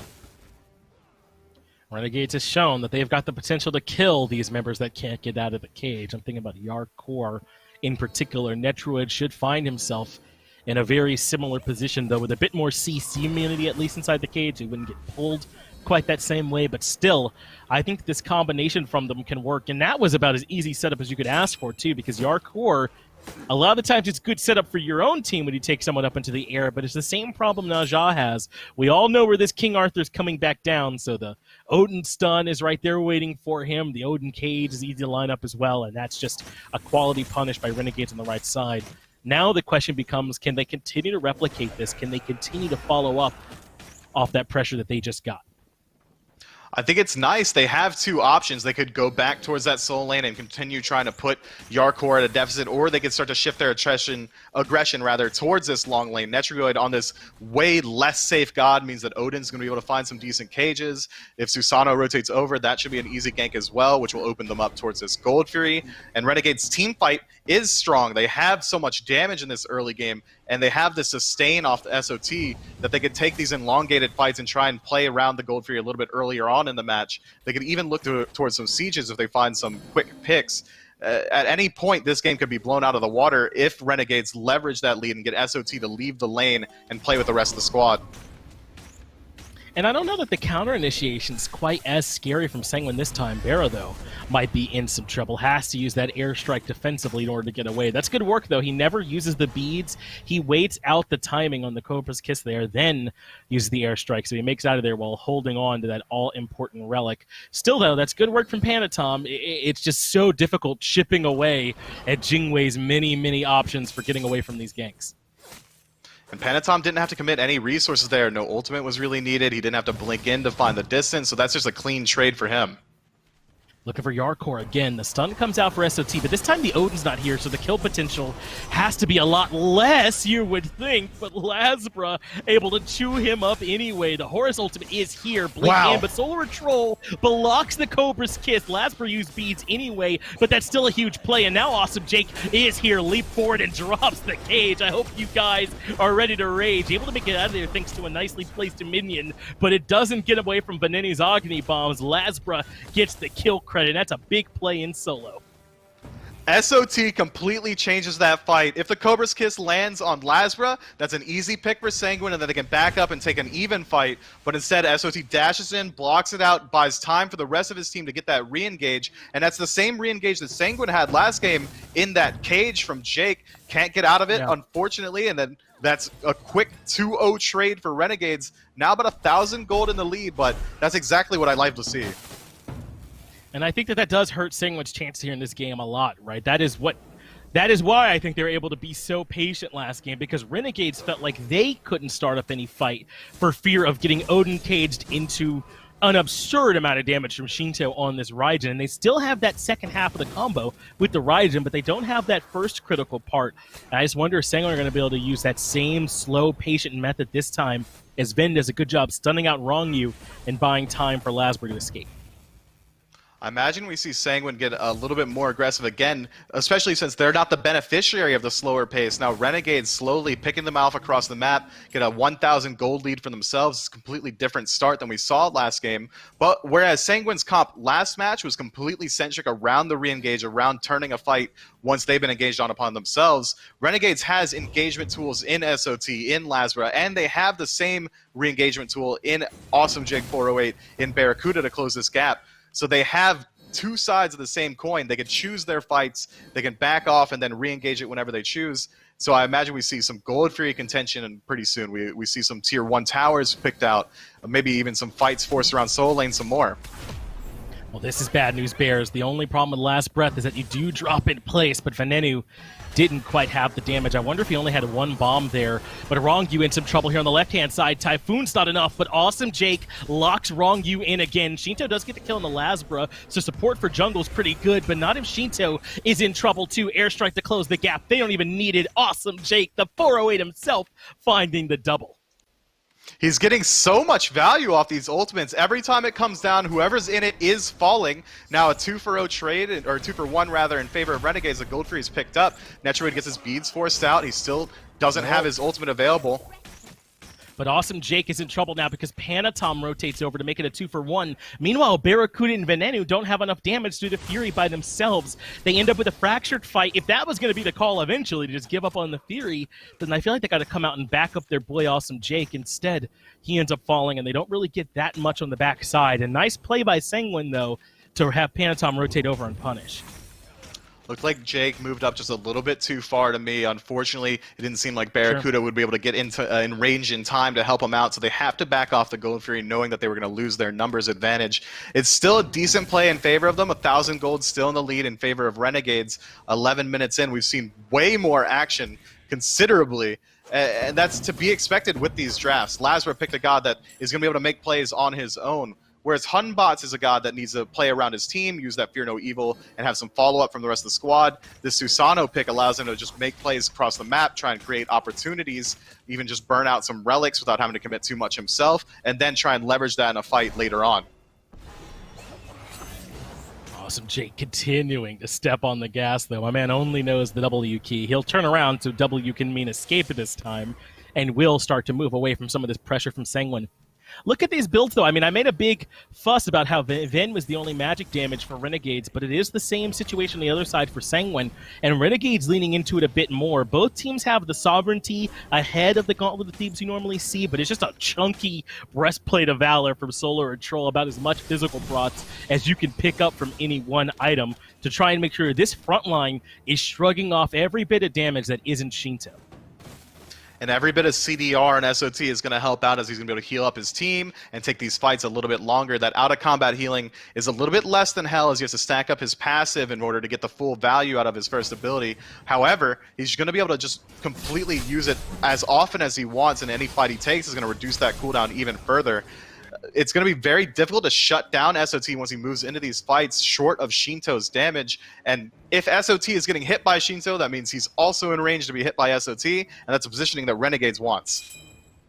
They also want to position around the Gold Fury. Ronngyu nearby, Panitom and Sheento waiting in the wings, but they got to move quick. The Gold Fury being bursted. Okay, it's already done. Sanguine never make it in to really have any chance to contest, and Renegades have slowly amassed not quite 3,000, more like 2,200 in terms of their gold lead, but they're starting to pull away a little bit. This is still pretty close, though. It was the same story last game. Yes, they're getting some small wins, but they're not really pulling that far ahead. It seems like it's a lot more decisive play. Once these gold frees are pulled, they force the fight without fail. A lot less dancing around this game. It seems like Renegades is really sussed out what Sanguine is up to and how they want to play around it. On the other end, Sanguine playing a little bit more reactionary, but slower at the same time. They aren't quite able to get into that gold free pit in time to contest it even a little bit. Instead, they were farming up their own camps, which is just a bit of an unfortunate timing, as that red buff spawned around the same time they were contesting that gold fury. It has been more decisive, though, from Renegades. I think I agree with you, at least on that call. It feels like they are making these calls and they've decided they're sticking with them. Either that or Sanguine, when they see the calls, aren't particularly stepping up to contest them. I mean, that last Gold Fury, Ronngyu had the information that it was happening, but they must not have liked their chances really moving into that fight much closer than what they did, and they end up giving up the objective. Look at Panitom's build, though. This is not a particularly aggressive build. It's the Jotuns, which is nice for Pen in your CDR, but then to the Talari, into the Relic Dagger, so that he can blink more often. I think we've seen this from Panitom. When he plays this Serqet, he really does like it to be a bit more on the facilitating side than on the outright damage. As Awesome Jake steps up to front line, Pyromancer goes down in favor of Renegades, and now Jarcorr is taking too much damage. I should say Ronngyu, rather. He gets caught in the cage. That's a nice cleanup kill for SOT. Again, Renegades pulling an objective, and Sanguine coming in just a little bit too late, getting caught out by the cage by 408. Now Rongyu's dead for a little while. Sheento no longer has his ultimate, neither does Jarcorr. Netrioid on the other side of the map. Renegades can move in towards this tower or even try and contest out this fire giant. There's a lot of options available to them. I like the play. Ben hasn't been able quite yet to get super involved on this Agni, but it will soon. He's already got that Chronos Pendant online, so those meteors are going to be up constantly, as well as just another source of healing for his team. Now he's going to be able to get the burst heal from that soul gem, as well as SOT healing off of his first ability. There's a lot of sustain coming out of Renegade's comp. Deceptive sustain. Isn't the 1v2 you thought it was, fellas? It's actually the 2-on-2. Lasbra shows up, and Renegades turn the fight around. Meanwhile, in right, the 3v3 is happening, a war on two fronts, and Renegades are winning both of them. Venenu shuts down Ronngyu quite nicely. Awesome Jake has the stun held, but he's looking to make sure no one's coming for Venenu rather than trying to help that fight coming. He steps over to try and provide some peel where it necessary, and Renegades come out on top in both little exchanges. A lot of that damage was lost due to Panitom's build. You did say that he focused in towards utility, and he has. However, now he's not as much of a threat. He's only level 14, so even though he connects with BaRRaCCuDDa, the damage output isn't enough to really scare him off. And immediately, Renegades has plenty of time to rotate in behind them because of that lack of damage and get the re-engagement there. Then, on the other end of the map, the second that Renegades identifies that there's two members of Sanguine on the left side, they can move in towards this tier 2 tower in the solo lane, continue their aggression there. I mean, all in all, every single fight that Renegades has started, they've won completely. They can try and back up, get some vision around this fire giant, force it there. Venenu can poke out anyone that moves up too far. Jake can cage them. There's plenty of opportunity for them to continually force fights, especially considering the fact that Sanguine hasn't really itemized towards shutting down this cage. There hasn't been a phantom pickup just quite yet. There's no real way for Panitom to escape after he uses his jump. Sheento is very easy to chase down post his jump as well. Netrioid, the only real saving grace for him is that he can use his ultimate to escape, but that doesn't get you through walls either. No, this Odin cage has been great for Awesome Jake so far, and what it's really done is it's kind of taken this cautious play style. I know that you were calling it sort of indecisive last game, and I think that might be fair as well. But it's kind of forced Sanguine to commit, right? They poke their head in, they go, no, we don't like this fight, let's just leave. And they don't get to leave, right? The Odin cage locks them down, and Renegades say that you are here. I think that's why that last Gold Fury fight didn't even try and contest it, because they knew if they stepped up and didn't like it, they weren't going to get to leave. So instead, they just chose not to show up at all. And Renegades, I think, has really done a good job when Sanguine kind of hovers in that middle ground with punishing. I mean, take a peek at these player damage charts. The top damage output for Renegades is only at about 6,000 at this point, but regardless, they've found 8 kills. Every single bit of damage they do take, every fight they do take is decisive. They know what they want to do, and they play around it incredibly well. If they pull the gold free, they immediately pick out 1, then back up and continue their objective. It seems like 5 stack from Renegades already ready for this gold free respawn, whereas Sanguine, on the other end, a little bit dispersed throughout the map.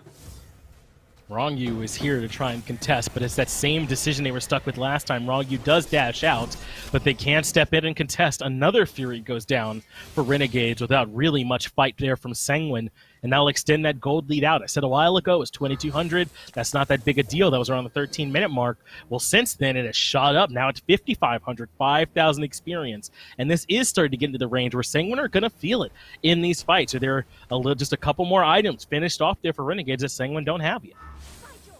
And Sanguine hasn't itemized even a little bit towards magic defense. Gauntlet of Thebes, really the only option they have to keep them alive. So Agni, Venenu, is going to be able to pop off very easily, and he knows that he doesn't even have to itemize in towards Pen just yet, instead electing to pick up maybe a Book of Thoth or a Soul Reaver.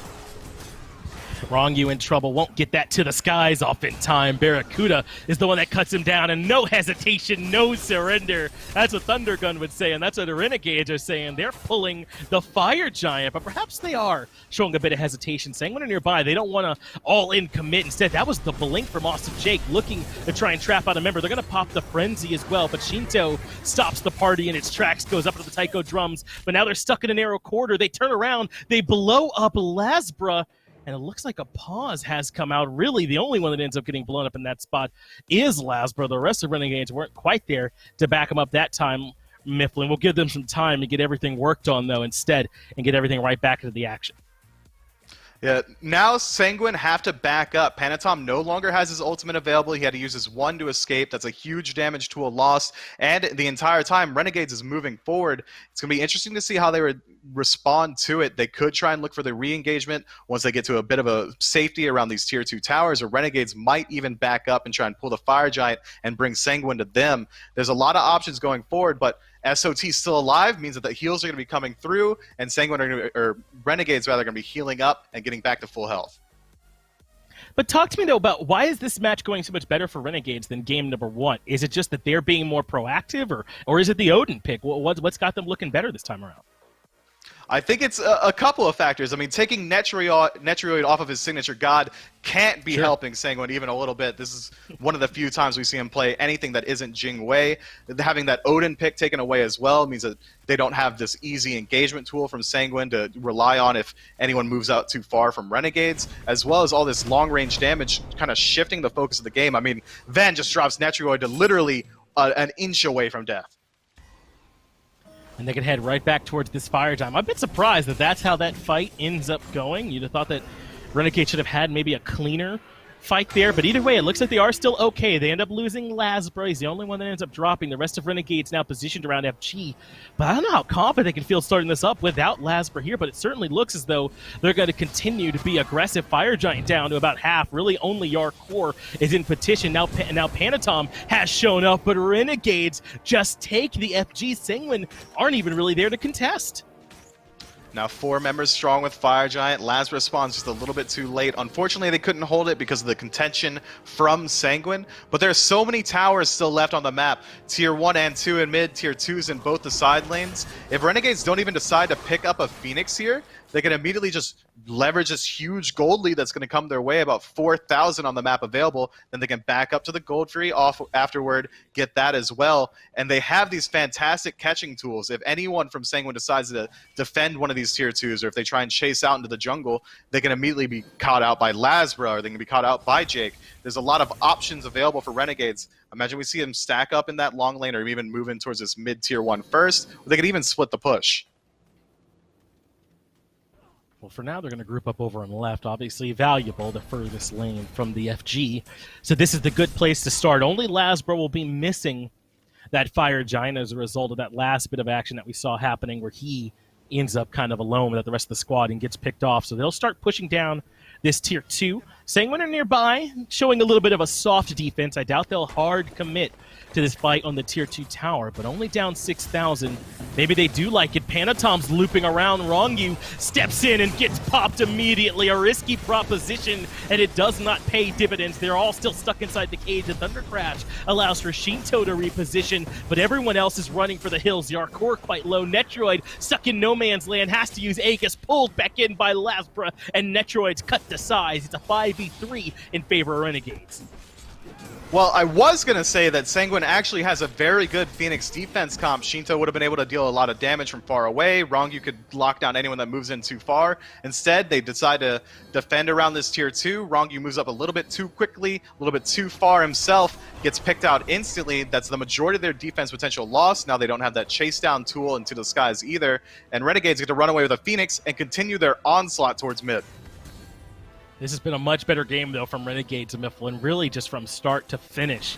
They've looked a lot more decisive this time. They've looked clean, and I can't help but notice that Lasbra's on a god that, like as you mentioned, can kind of act a bit more independently this time, and it has made things look a lot better for Renegades. There was also a lot of solo lane pressure. They ganked Jarcorr twice over there in solo, both times were successful, and that helped Lasbra get off to a good start here as well. Renegades playing much better this time around. Now 12,000 gold in the lead. They can immediately back, spend all of it, move into the Gold Fury, and continue to push. They have plenty of time on this Fire Giant. Sanguine did put up a defense, but it didn't slow them down even a little bit. But that doesn't mean they can't try again once they get around this tier 2, or this Phoenix in mid. They can very easily try and do what I said earlier and have Sheento play in the back line, have Ronngyu try and move up a little bit further and create space for them. As long as Sanguine can keep Lasbra out of their back line and make sure that Sheento lives, they have a very good shot of deflecting any sort of onslaught that comes their way. And they have a very decent chase down ultimate comp as well. If they are able to repulse Renegades off of the Phoenix, Netrioid can very easily slow them down for the chase, or we can use Ronngyu to reposition the entirety of Sanguine into the fight again. They have plenty of options. They just have to get their discipline together, back up, play well around this Phoenix. It was a risky proposition to defend that tier 2, wasn't it, from Sanguine, and it really didn't end up panning out for them. So they'll have a much better chance, I think, defending around these Phoenixes. But Fire Giants could be falling off in 15 seconds. The next one will be spawning about a minute after that. So Renegades might just decide to kind of give up this aggression for now and instead decide to prepare for this next FG fight. And it sounded like to me that you don't really want Sanguine to come out to contest that at all. They're better off just defending on Phoenixes. I mean, 10, 12,000 gold behind. You're also at an XP deficit as well. Defending around that Fire Giant might not be the most recommended play for me. However, if Sanguine do decide to maybe commit Panitom to this and try and let him steal it, he's not as important on this Phoenix defense as the rest of the squad. He can try and go in with his high mobility and go for a cheeky steal. It's a little bit of a risky, heroic play from him. But at this point, 10,000, 12,000 gold down, with already a Phoenix down as well, it might be the way to go. Well, they had some wards on the right side. I wonder if that's how Renegades recognized Sanguine weren't really in position and right. They start a push, but they're not going to heavily commit to this one, even though Sanguine were not really in position to defend that one. So this does kind of force Sanguine to collapse back for a second, but they really don't bite too heavily on that right side Phoenix push. I don't know the Renegades get a ton out of it. They do make sure that right side wave is pushed up, though, and that they'll have a lane to go to once they have this Fire Giant. And that's important in of itself. Having that lane pushed up immediately means that they can almost instantly start a barrel down the jungle. They could split the push towards mid and have their jungler Lasbra try and solo out anyone that stops him there. There's plenty of options for Renegade going forward. Sanguine, however, have to play almost perfectly if they want to defend their Titan at this point. I mean, the gold deficit is so absolutely huge. Every relic available for both teams as well as every ultimate. So this is a true 5v5 for almost the first time this match. They're grouped up all in the right side lane. Not even going to try the 4-1 split or anything like this. They want to force Sanguine to take this heads-up fight that Renegades knows that they're favored in. But you kind of highlighted it already. Sanguine have some decent tools to play defense here, and chief among those has to be Sheento on this Raijin. That's why he's so safe in the back. He knows that he'll become a priority target if he steps too far forward. Minion wave now here, which oftentimes is the go button once they're able to take some of that aggro. But instead, Renegades fall back for a bit. They don't like this look. Yeah, it's really on whether or not Sheento can find his damage towards some high priority targets in the backline. It's whether or not Ronngyu can stop this slight into mode that we've been seeing around these defenses and just play for peel. It's not on Sanguine. It's not, the ball's not in their court. They have to play defense. They shouldn't be looking for engagement. And at this deficit, normally you'd want to keep him out of the Phoenix, but it's not in the books right now. Going to be an option for him. That's a good stun to start things off. Sheento has to use his beads almost instantaneously, and that will procure the Fire Giant, or the Fire Phoenix, rather, Fire Bird, on the right-hand side there for Renegades. They'll start to fall back. Phoenix is down, and it looks like that's enough there for them. They're going to back up, spend some of this gold, and they should still have time to make another siege happen on that left side Phoenix, that weakened Phoenix, that they should be able to grab relatively easily. Yeah, you saw a lot of them with over 2,500 plus gold in pocket. You want to get that spent. I mean, spending your gold's the best way to get stronger in this game, unless your name is Fafnir, and no one in this game is that. I mean, Renegades has plenty of time to work with. Fire Giant's going to be up for a little while longer. They've got about 2 minutes on that timer. The Phoenix on the left side of the map is weak, so they could very easily move in there. And they have these huge solo agents. Lasbra decides to split off from the rest of the push with his team. He's going to be able to deal plenty of damage as well. BaRRaCCuDDa is going to be able to blow up anything that comes in his way. Normally, you would expect a crit build to deal a little bit less to structures, but at 30 minutes in with a Fire Giant, it's not going to be too big of a deal, especially considering the XP deficit. Ronngyu still level 17, and he's got just about no magic defense to speak of. Ven's going to have a very easy time dealing damage to him. Sanguine's got a lot to work through here if they want to keep their Titan alive. This is the weakest Phoenix, the hardest one for them to try and defend. Another minute on the FG for Renegades. They've got time to go about this patiently, but why be patient when you can step in? Another big two-man stun from Venenu. That range initiation is strong, so Lasbra goes right to the backline, forces out the Aegis from Netrioid. Left side Phoenix is already down. Sheento puts out some damage, but it's Netrioid whose life gets claimed. And SoloOrTroll continue to look for more. They finally ease up. Renegades have taken both side Phoenixes and can now threaten mid. And BaRRaCCuDDa was the only one that took any damage there. He's going to be able to heal up with Guan Yu as well as the lifesteal. Now one less member for Sanguine. It's only getting harder as time goes on. Awesome Jake in first, but the mid Phoenix has already burned. This defense from Sanguine has been paper thin. Sheento is still alive. There's 4 members up for Sanguine, but Renegades are all inning onto the Titan. Jarcorr ends up falling. The damage from the backline is too strong, and we'll have our second game number 3 as Renegades force us to it. I mean, that was clean play from Renegades. That was a much more decisive win. I'm a lot more convinced by that dub than I was the last one. It looks like they took control in the early, and at no point did they let go of the reins. Renegades continually pressuring into these objectives. They got 2 or 3 Gold Furies in the early game. They were forcing Pyromancers. They were forcing every single engagement on the map. It looks like they were just completely in control. And I don't know, Mifflin, if I'm that big of a fan of this facilitating playstyle from Panitom on this Serqet here either. I mean, I understand the idea. The Cobra's Kiss, the Last Breath are great tools to get the fight started, but I feel like you might need a little bit more from that out of your jungler. Maybe that's just not the pick there for him. But you and I have talked about it enough. Let's get it back over to the desk and have them break it down. Well, get comfy, everyone. We're going to a Game 3 Sanguine up against the Renegades. And, hey, if you need a new seat to get comfy, check out our chair sponsor, Maxonomic. $50 off if you use the code SMITE. Max, customize the seat with your gamer tag, logo, whatever you like. If you're rooting for Sanguine here, maybe slap a Sanguine logo on there, or a Renegades logo if you're feeling them here in this matchup. That is needforseatusa.com. and go check them out. Gormeister's still with me to talk about game number 2, Sanguine up against the Renegades. And this one, similar vein from game 1, where a bit of a slower burn. I mean, it's 11 to what, 3 or 4 kills kind of there down the stretch, 29 or so minutes into this game. But a little different in the sense that it's really the Renegades who are in control from start to finish. Yeah, at the very beginning, I dubbed this game Renegades Strike Back in my notes because we watched the very first kill of the last game be a 3-man gank to solo lane to get rid of SoloOrTroll. And this time Renegades with a 3-man gank to solo lane kill off Jarcorr. That's kind of how they start off this game. And there's some interesting plays that happen in between the beginning and the end. But for the most part, Renegades have a cleaner play together as a team and as a unit. And because of all of the sustain they have, all of the stuns they have, all the setup potential that is there, plus, again, that healing, I cannot undermine the sustain. Poke fights were almost always going to go in their favor. They'll stun you, take you down to half or maybe 1/4, and then while you might be able to get the same amount of damage off, they'll take 2 steps back, SoloOrTroll will pop his heal, and then they'll be right back in the fight. And Ronngyu has some sustain in him. It's just not the same as what you're getting out of the Guan there. And I loved this. To start off this game, 5.5 minutes in, a slower start for really both teams, and Renegades find their first opening 5.5 minutes in.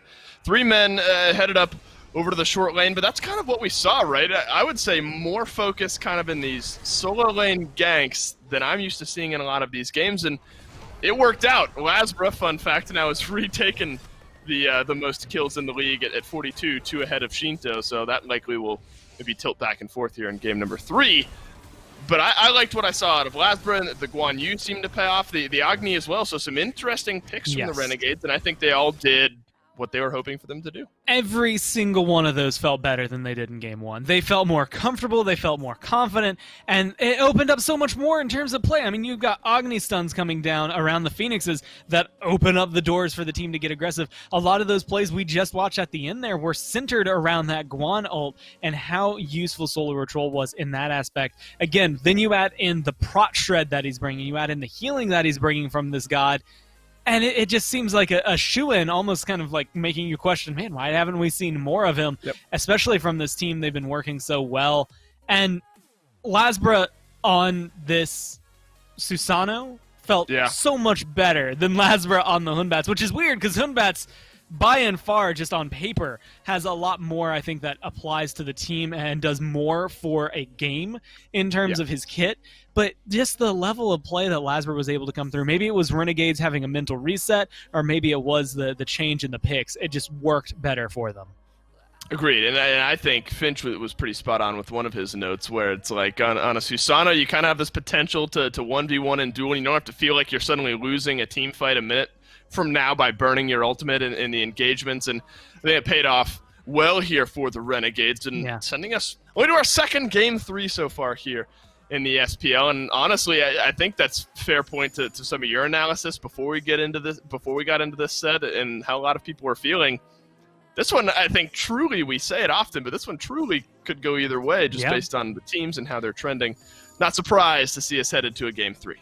I personally, I feel like I want to throw a star on there because right now, just with the way the first 2 games went, Sanguine's win took a lot longer to get there. Right? Sure. There was a lot of back and forth between the 2 teams before they got there. Renegades, that definitely felt like they were in control almost from that 6-minute mark when they get that kill, right? They had that game, and there were some really good rotations from Sanguine, but we didn't see the same level of team play from them in the late game that I'm honestly used to seeing out of Sanguine. And I think, what Finch actually noted at the very end of that game might be part of the reason. That Serqet, I like that they're going for, some utility. I don't know if Serqet is the one that makes me scream, okay, this is my utility pick. They're building her to be able to kind of get in, get those ults off, and set up the team, but they weren't necessarily playing around it as much as they wanted to. So I want to maybe see a little bit of the change from Panitom in the jungle, and that might allow Sanguine to come back into this one and give us another lengthy game like we saw in game 1. And I think that seems to be where we're headed at any rate with how evenly matched these 2 teams are. Camazotz continues to be banned out here by Sanguine, no surprise there. You brought up Serqet. I think that's what comes to mind here. One, if Renegades feel it's okay to let that through versus Sanguine then picking up Serqet for their first pick overall. I mean, there's a lot to consider here with the way these two teams have been prioritizing. Obviously, heavy jungle presence for Sanguine, but remember Renegades last game picked away that Jing, kind of a jab at Sanguine, jab at Netrioid as well. So you talk about first pick priority here, Gormaster. I think there's kind of a lot on the table for these two teams. Yeah. Odin, that's going to be what the Renegades reach for first. And I love it because for Sanguine, it made, again, a lot of plays in that first game. The cages being in the right spot. Also, chat, just so you know, there's the birthday girl in the background. She's what, 3 today? The minute Bellini's I saw her, 3? she had to come through. Bellini's 3. She's all worn out. Which works out perfectly because I can go back and talk about Odin's 3, the thing outside of the cage that comes through. The Gungnir's Might. It's the stun that comes up. And the thing that's been opening it so much more than what you've seen in the past is the fact that he can just channel it. And we've seen a lot of these plays where Odin's just standing behind a wall waiting. He's like, all right, if someone comes around, you're going to get hit with the stun. If you don't, then boo-hoo, I guess I used one of my cooldowns, but we win a fight. Who cares? So I think the play around this Odin right now is what is facilitating both of these teams. It helped Sanguine in the first game, and it was essential for Jake in that last one. I want to see if Sanguine can adapt around this Odin a little bit better because those cages, as well as those stuns, were devastating to them. Well, already different priority for Sanguine. Serqet not the first pick here for them. Jorm locked in solo lane for Jarcorr. I think that's a good pick up there from Sanguine. I think the Ullr is an interesting pick in Jingwei from the Renegades in the meantime, and that kind of plays into this conversation where Ullr hasn't necessarily been in the long lane all that often. I feel like when we've seen him recently, it's been kind of flip-flop between mid lane and that long lane. So Sanguine keeping kind of both opportunities open. And I like it because it's such an interesting conversation when you look at it. The Netrioid pretty much played Jingwei and almost only Jingwei. Then last game, you don't get the same essence from Netrioid on the Hachiman. So maybe you go for the Ullr so you can have something that maybe plays around the Jingwei a little bit better. Some stun, some aggression, some good clear. Ooh. Or maybe you just knock it out of the park and again keep pulling in things we're not used to seeing. Freya also falls into that category and more than likely could be the one to go over towards Netrioid and be that boxer in that lane. And if we are talking long game, if we're assuming with no data to back it up that this one goes long, Freya moving into that late game, just going to be so punishing to the Renegades. But I think it's an interesting point where we talk so often about Freya and the scaling and the damage output she has in the late game. She's nothing to be scoffed at in the early game. And I feel like more often than not, we end up in a position where Freya somehow finds a kill or two in the early game, and it just starts that snowball so much earlier. So you talk about a team in Sanguine that has had a lot of success over their past few games coming out of that long lane, of the Hunter and Guardian role. Freya is one that will benefit 2 times from that, I think, if you look at sheer scaling potential. And I'm so excited for this. And I'm going to say this one just because it came into my mind, because my brain is wired to think this way from years and years and years and years ago. So immediately, I'm like, well, you know, she could also technically jungle. Not something we see often anymore, because that was, man, those are days of yore when Freya was pulled off into the jungle. But it's one of those things, like, that would be enough to throw anyone for a loop, let alone Renegades here. But it's also the fact that if she comes into it, more than likely where we expect her, right, with Netrioid going in there, then you've got the same kind of, I would argue, same playstyle mentality as a Jingwei, which is, cool, I'm going to pop my 2, and now we're going to fight, or now I can clear the wave. So it kind of centers around the same ability in her kit, same very similar playstyle, except the fact that Freya, especially late game in some one-on-ones, will decimate you with the right build. Jingwei would have to go into crit in order to be able to fight like one-on-one with a Freya versus maybe wanting to go pin to help deal with his Jormungandr and whatever other tank Sanguine end up picking up. So there's different builds and maybe flexibility for the Jingwei. Freya has one mode, and that mode is kill. If she doesn't get that mode going, then maybe we see it fall apart for Sanguine. That's true. Jingwei certainly not without good late-game scaling. Renegades will need to take advantage of that here up against Sanguine. And the Susano taken over by Sanguine as well. So it's changing some things up from what we've started to see become the norm for Sanguine. Lock in the Susano. I like that from them. Another Agni from the Renegades. So we saw our first Guan Yu of the SPL in Game 2, our first Agni of the SPL in Game 2. it's not going to be the first Pele, but 3 gods at the bottom 3 there for the Renegades haven't been seen all that often. But I think the Renegades should feel confident in what they saw in Game 2 moving into Game 3. And her win rate, specifically for Pele, is a little misleading because Renegades have played her a lot, and admittedly some of them have not been very successful in the past, right? With some of the games, they haven't been able to win all of them. But the Pele didn't look bad in those losses, and I think that's the thing to latch onto is how Lasbra did with that. You pull the Susano away if you're Sanguine just to make sure that they can't have the full run back, but I mean, you get 4 out of 5 that was just successful for Renegades. You get Pele, which I would argue for Lasbra might look even better. This is a dangerous game to be playing for Sanguine. This Freya, this Ganesh, they need to stand out. Gore, I don't know. I'm waiting with bated breath. I think this one's going to be a lot of fun. Lots of fun gods to watch. It's 1-1. It's Game 3. Finch, let's break this tie. Yeah, we got to here, Dulcin. Renegades and Sanguine are battling, and if you all are not as familiar with Sanguine, you might not know that Freya's kind of a pocket pick special for my man Netrioid. He's playing Freya even when she wasn't good, when she was good, whenever. So I know y'all like to come at my man about their god pool, but I fear the Freya when it's in his hands. And Freya's going to look even stronger this season now that there's lifesteal on the boots, but there's some aggression around this duo lane. Yeah, an early invade. They don't want to let this Freya get off to a good start, especially not this Guardian support that's been picked up. That has not been the trend here lately, but it looks like Sanguine do at the very least defend their own buff. They get the farm. Now they're back in time, but Awesome Jake, showing no respect, steps in and takes a ton of poke for the trouble. He's got to get out of there as he's taking away too much. I like the idea of being aggressive, but maybe being a little bit too much so here is Awesome Jake.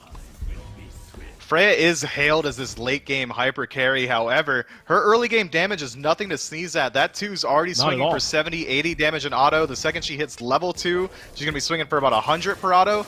That's insane damage, the only trade-off being that she's one of the least safe gods in the lane, which is kind of counter to what we've seen from Netrioid picking before. Hachiman, Jing, some of the hunter staples for him, now trying to shift his focus for this late-game unsafe hyper carry. But they covered their bases. Panitom on Susano is going to be able to put out an unmeasurable amount of aggression. Sheento is going to be able to deal a ton of damage out of the mid lane as well, trying to shift the focus away from the long. I like what they're doing with their drafts. It's been working here for them so far. Awesome Jake does seem to still be okay here in lane Mifflin and will continue to try and step up with that aggression. But this is such a different look from Sanguine, isn't it? Really entirely. They're taking this Susano away from Lasbra, and instead they're putting it into Panitom's hands, and you're not going to be able to play facilitating with this one. I imagine he'll be looking for damage on this Susano. Sheento has an Ullr mid. We don't see him play a whole lot of hunters in the middle lane, but he's taking a really aggressive one and looking to make some plays. This is almost an entirely different look, and now Panitom showing some presence early, but that is sniffed out. A ward topside allows Renegades to get out of there, but even still, it's not enough. Continued pressure here from Panitom, and BaRRaCCuDDa's low, but great peel from the 408 gets him out of there. Yeah, if that spear doesn't land, BaRRaCCuDDa is making his bed 6 feet under. Instead, makes it out with his life, gets to heal up with the potions. Netrioid, however, still has this level lead. That's not what you want for the Freya. Luckily, BaRRaCCuDDa is playing a very safe pick in this Jingwei, so even if she does get a little bit ahead, he can hold on out and wait for Lasbra to rotate over with this Pele, which should have a very easy time shutting down Freya once that ultimate is expended. Interesting to point out that Renegades elect to go for the 4 physical comp again, only 1 magic in Venenu. That Talu Assault is good shred, but I imagine it's not going to work quite as well as you have these squishy targets in Lasbra and BaRRaCCuDDa, not going to have quite as much pure aggression as we saw last game. They were able to overcome it, but it could certainly still be an obstacle for them this time, as Ronngyu is on the Guardian. Perhaps he'll be a little bit just sort of naturally tankier and able to deal with it and itemizing that physical prot a little bit better, but they didn't struggle last time, so I won't sound the alarm until things start to look bad for the guys. What do you think about the difference between Susano and Pele, though, for Lasbra? I feel like this still gives Lasbra plenty of room to be that playmaker, to be able to go in and try and make stuff happen on his own in those 1v1s. Do you think it's a significant downgrade, the same, or maybe even better? Your team fight presence on Pele is a lot worse than Susano's simply because you don't have that safe long-range ultimate and the displacement tools. However, as far as solo agents go in jungle, these junglers that can play separated from the team and try and make plays on their own, try and pick out people, Pele is among the top tier. She's got this great gap closing tool in her ultimate. She's got lockdown and burst potential in her own kit. So if anyone steps out of line, or if Lasbra comes into contact with just anyone isolated on the side of Sanguine, they're going to be in a lot of trouble, especially considering Ganesha is not one of the safest gods possible. The Freya, the second her ultimate's down, is going to be very easy to dive. Ullr, when his jump is down, is a very decent target for Lasbra as well. He's going to have a very easy time in the early. Once we shift to that team fighting phase around 20-minute mark or the 25-minute mark, that's when we're going to expect to see Lasbra kind of playing around the side of the fight, maybe rotating into mid if they're dancing around the Fire Giant, then looking for picks on the back end once Sanguine starts their own engagement.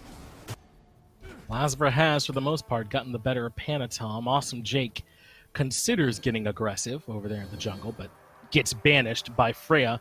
Still, I'd argue one of the best things about her kit is the ability to do that sort of safe initiation. And I don't think we talk about that enough, which is that not just how strong an initiation tool is, but how little of a cost that it can come at. And I think that's one of the strengths there for Banish, as Awesome Jake loops around to the backside.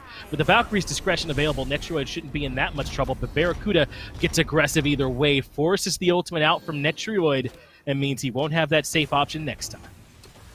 He does maintain his beads, however, but without that ultimate, it's going to be very easy for Lasbra to gank. Instead, goes over to solo lane. Now Jarcorr in some trouble. That's 2 games in a row that we see an early rotation from Lasbra, and putting Jarcorr just a little bit behind, facilitating SoloOrTroll to maybe put some aggression in that lane or rotate out. That's fantastic play from Renegades. Did he not have enough mana for his ultimate, perhaps, there? Because I don't even think he tried to channel it to get out of there from Jarcorr. Instead, just kind of recognizing that he really wasn't making it out with whatever other abilities were up at that time. And that is a nice first blood from Renegades. And I think that you've hit on something important there, Miffle, which is that Renegades realize they can start getting aggressive over in that solo lane. Lasbra and SoloOrTroll working together have been able to find some really nice picks on Solo Island. A lot of that is due to the fact that Jarcorr was there. That's just fantastic rotation timing from Lasbra, identifying that ultimate wouldn't be available to get Jarcorr out of there. It's not often that ganking Jormungandr is the best call possible, considering how safe he is with the ultimate. However, that timing was just perfect for Lasbra. He's able to rotate in, get the kill, doesn't have to trade out his own farm, gets to back up, farm up the left side of the jungle. He doesn't trade out anything himself. Yes, you lose the ultimate, but trading your ultimate for a kill, perfect every step of the way. Yeah, you're certainly happy to make that play. So good work there from Renegades to get some action going. And that's exactly the discussion you're just having, right? Which was that Lasbra still had this ability to be a playmaker, even with that Susano taken out of his hands, because Pele, with that gap closing, with that sudden burst damage that he has at his disposal, can punish even something like a Jormungandr, as Jarcorr just learned, unfortunately, in that last engagement. So this has been strong here from Renegades. A big sort of pacing shift from that first game that Sanguine won, where things were so slow throughout the first 25 minutes of the game. Renegades now getting aggressive onto the blue buff on the Chaos side of the map. They really are putting Sanguine to the test, but Sheento rotating over on this Ullr might get there a bit ahead of Venenu, but now Sheento is the one isolated there to the side. They get the beads out from him. He just barely makes it up and over the wall. Now that Jarcorr has that Jade Emperor's Helm available, it's not going to be quite as easy to gank him. Going to take that power away from both the jungler and the soul laner, but Ronngyu left alone. And has been locked down inside the cage, doesn't have the dash available for him, and Ronngyu will end up falling in again. Awesome Jake gets the kill credit there in that situation. So Renegades continuing this pressure. This is so different. Even from Game 2, I do think they had more pressure in Game 2, but it wasn't all these invades. They weren't on the other side of the map quite this much. I think Renegades starting to recognize that this beginning of the game for Sanguine really isn't always their greatest strength. You want to break this team up before they can Voltron together in the team fight stage. I love it when you say Voltron, because it's such an apt comparison for them.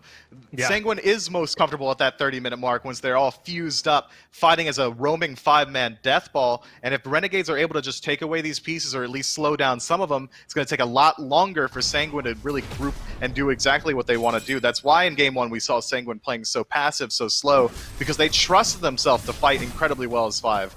Renegades, throughout this 3-game series, has identified that that's the strategy and isn't willing to let them do it anymore. And that adaptation, I think, that's a big sign for Renegades. There are a lot of things this set that I think have made me a lot more optimistic about Renegades going forward. Their ability to adapt over these 3 games has been really strong in the picks and bans and in their execution. I also think that Awesome Jake has just flat out looked good. By the way, like there were a lot of question marks about him, what kind of player he was going to be. I think those question marks are gone. My man is certainly playing at the SPL level, and he's ready. And then the last thing for me is that Lasbra, it looks like he's here, man. Last year, he didn't quite step up to the level I think that we all knew he could play at, but so far, he has been the spearhead for this Renegades team in every meaning of it. Lasbra is doing a fantastic job of controlling the map, as junglers are known to do. I think some of that adaptability you touched on is born from the fact that BaRRaCCuDDa has been playing SMITE since SMITE existed. He's one of the most veteran players in the league, and he's used to having to adapt. He's played against every style of game that there possibly could be, so there's nothing that he hasn't seen just yet. And that adaptability, that veteranship leading this squad of a relatively new, put-together team, I think is not something that you can underplay even a little bit. That's a good point, man. Awesome Jake, I think you say the same for SOT and Lasbra. These are all kind of young stars, right? And BaRRaCCuDDa and Venenu to some extent are sort of the veterans that they're coalescing around. And I'm not giving Venenu quite enough credit, I think, for being that constant there for them in the middle lane. I mean, I call him a role player a lot, and I hope it doesn't take it as an insult. I really do think that he's the kind of guy that will fill in whatever gap it is that your team needs. This has been strong from Renegades. I don't want to get ahead of myself, though. I'm not awarding them the medal. They ain't won this yet. Sanguine are absolutely still here in this contest and can win it as well. I've just been impressed with what I've seen from Renegades. Now only a 1-level lead in favor of BaRRaCCuDDa. That's a huge shift from what we saw earlier. Freya hasn't been really put under any pressure from Lasbra, which is fine. He's got plenty of targets. He's forcing out beads on Ullr. He's been able to gank Jarcorr very effectively. As long as Renegades can keep up the aggression and continually invade these buffs, try and lock down the enemy blue buff, try and move in towards these oracles, that's where you're going to see a lot of their leads start to accumulate. Some posturing now around this Fury, but not really ready to start pulling this one just yet. As you said, Netrioid really has not been under all that much pressure here so far, and eventually you're going to get to the point where Netrioid is playing Freya with all those items online, and that certainly does get to be a bit scary. I know you were talking about how she benefits from some of this itemization, right? The lifesteal on the boots and how strong lifesteal is in general. These rings are a bit stronger too. I was wondering if that Renegades was going to be a strong pickup for Freya, but we just haven't seen her much, so it's been hard to say. I'm very interested in where Netrioid's going to go with this build path. I imagine we will see just a little bit more lifesteal coming through. Freya benefits so greatly from Bancrofts as well as Typhon's Fang for that additional penetration. So that lifesteal build means that he's very easily going to be able to solo out some of these objectives that some hunters might struggle with this double lifesteal focus and a huge amount of power. If he does get any opportunity to pull this Gold Fury on his own, Netrioid will certainly take it. He's very comfortable fighting out on objectives. However, he hasn't been forced to use his ultimate even once, so that's a huge teamfight tool that's available at all times. Ronngyu has been the focus early on in this fight, but it's Lasbra who ends up paying for it. Panitom gets to the back line and cuts him down, even escapes with a blink over the wall, and BaRRaCCuDDa can't quite punish. Venenu low too, and they've left Awesome Jake to the wolves. What a response here from Sanguine. Renegades posture around the Gold Fury. They start up the fight, but Sanguine answer back nicely. Only 1,000 gold in the lead in favor of Renegades, but now with 2 dead on their side. Gold Fury is picked up, but they think better of it. Netrioid instead going to go ahead and pick up that Alpha Harpy. When you have this late game focus comp, when you have Ullr and Freya on your team, you could very easily just buckle down and wait for the longest and just come into that 30-minute mark around the Fire Giant and start shooting your gun then. I imagine Netrioid is just absolutely fine being left alone here. It's only a 1-level deficit for him, but Jingwei, one of the least aggressive hunters possible, isn't able to leverage that lead very well. Even if she does start to get a little bit out of hand, they could very easily shift lanes. Netrioid could go mid, Sheento could shift over to that long lane and have a more favored matchup there. Sanguine's got a lot of tools they can use to just elongate this game as much as they want, try and farm up for the late and have that hyper carry come into full fruition. Clearly, what Sanguine would love to try and play towards a bit here with this draft that they've got. Renegades now pulling the Pyromancer. But Sanguine recognizes it's happening. Jarcorr is local. Sheento nearby too, and Renegades don't want to risk it. They just dropped the objective entirely. Sanguine do enough to get him back out of there. But I mean, I'm wondering how that fight goes so wrong for them. They try and catch Ronngyu early on in that Gold Fury fight there, Myth, but they just didn't quite have enough damage to lock him down. And it's worth mentioning that sort of that cage him in strat that was working so well up against Ronngyu last time isn't going to work. I mean, I wonder if that really is the heavy reason why we're seeing this Ganesh pick up here, so that he can, use that remove obstacles and get back out of there. I think this Ganesh has worked out well for him, and maybe that's kind of the idea. Ganesh also one of the best peeling focused guardians in the game. He's going to be able to buckle down around Netrioid and keep him alive. That additional defense from the silence, as well as the literal silence stopping any enemies from using abilities around them. The ultimate as a displacement tool. There's a lot of ways for him to create space so that Netrioid can play a lot more comfortably. And I expected we see that group up. The engagement is what I'm worried about from Sanguine. Is it going to be Jarcorr just diving into the back line? Is it Panitom looking for the pool? If Ronngyu is going to be completely focused on keeping Freya alive, they don't have very many tools towards actually starting up any aggression on their own. And isn't that consistent with how they've played all set, though, right? I mean, Sanguine are very content to just sort of counter-engage, so to speak, right? They don't really have any big tools with this draft maybe to start the fight off, so they'll just use the Dharmic Pillars, they'll use the Typhoon from Panitom and Jarcorr's ultimate to just do a great job of responding to this aggression from Renegades. I do think you've kind of hit the nail on the head here with what the idea is from Sanguine. It's not so much that they're affirmatively doing their own thing with this draft, it's that they've sort of drafted to answer back with what Renegades have done so well. And that's exactly what they can do. Renegades has not been able to leverage their lead at all. Now it's been closed up just about completely. Only 700 gold in favor of them. And their late game, although still strong, doesn't quite match that level that Freya is going to be able to bring, that Jarcorr's backline disruption and safety is going to bring. SOT is going to have to do a lot to keep control under this Freya, and when she's dealing late game damage with additional lifesteal, it's going to be very hard for him to choose his opportunity to trade with her even a little bit. It's going to be whether or not they can burn out that Valkyrie's discretion, get that beads off of Netrioid, and then blow him up instantly. That's Renegade's way to win a team fight. After that, it should all fall into place. But getting towards that backline with this reactionary comp is going to be incredibly difficult. Renegades has to force fights around the Fire Giants. They have to choose their own fights. They've been given the reins, but it's not necessarily the driver's seat that you want to sit in. Renegades still, though, feeling comfortable. Like minuscule lead. You covered this already, so certainly not as if that they're firmly in control or anything like that. But I think that Sanguine has sort of revealed that they're willing to let Renegades be the initiators. I think there is some sort of inherent strength in that for Renegades. They can kind of move around the map, feeling as though that when the fight started, it will be on their terms, and that Sanguine are sort of trusting themselves as a goalie to play defense instead and be able to react to it appropriately. So maybe that can be the sort of case to which Renegades can try to play aggressive, can try and find these opportunities. Getting a Netrioid going to be tough. He's going with that Hastened Ring as his third selection to give him that haste effect that's so strong on these mage ADCs. We were talking before about how you might not mind seeing a band cross, some lifesteal, something like that to give him some other ability to combat, but he wants the gas pedal instead.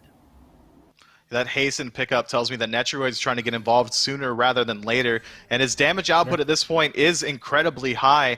However, it's going to be very difficult for him to leverage anything as they don't have any sort of initiation factor. I would have liked to see them itemized towards that reactionary play that has been staple of this set so far. Instead, it seems like they want to start getting involved a little bit more quickly. However, on the same note, Panitom is already itemizing towards this Transcendence. It's going to slow down his build a little bit. Normally, you would see maybe even a Hydra's or a Crusher picked up here to continue that power spike very quickly. Instead, he's going to go ahead and elect to get a stacking item and slow down his own build. Well, maybe going in line with the Hasten Ring pickup. Sanguine are aggressing.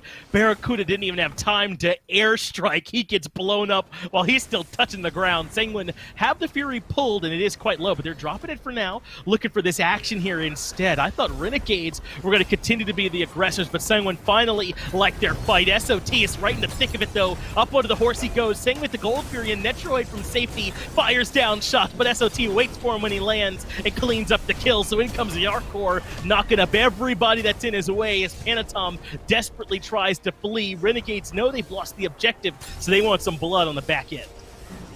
I literally blinked, and then BaRRaCCuDDa was removed from my screen. He died so quickly. The Ganesha cage just frying him in his steps. He wasn't able to use his ultimate, as you said. Immediately, Sanguine optimized on that play, pick up the gold free. But now Renegades, in return, going to go ahead and pull this Pyromancer. SOT did a fantastic job of diving into the Freya, not allowing her to play safely, not allowing her to use her stimulus items either. The second she popped her 2-in-1, she had to also use Valkyrie's Discretion, so when she landed, they weren't available either. That's fantastic coordinated play from Renegades on the back end of what was a poor fight. And that was Sanguine, I think, recognized that they've got a little bit more burst potential than they've been playing around here this game. I mean, I think that they've had license to be that aggressive a little bit sooner than what we saw from them in that particular moment. I mean, if you're going to put Sheento on this Ullr mid, a lot of the reason that you do that is to be aggressive for the preceding 18 minutes, not the following upcoming 18 minutes that are about to start happening. Certainly, Ullr's still strong at that point, but a lot of his particular advantage over other gods is when you pick him now. And I think Sheento put that on display. The whole rest of Sanguine did at that Gold Fury fight is now they're pulling Pyro, Dharmic Pillars down for the confirmation, and SoloOrTroll can't steal that one away. Sanguine show that this is the moment when their comp's feeling strong. That is interesting to point out. They have these aggressive jungler and mid combo. However, when they pick up this Ganesha, it almost puts a complete damper on what that aggression could have been. Ullr, one of the best gods at level 1 through 5.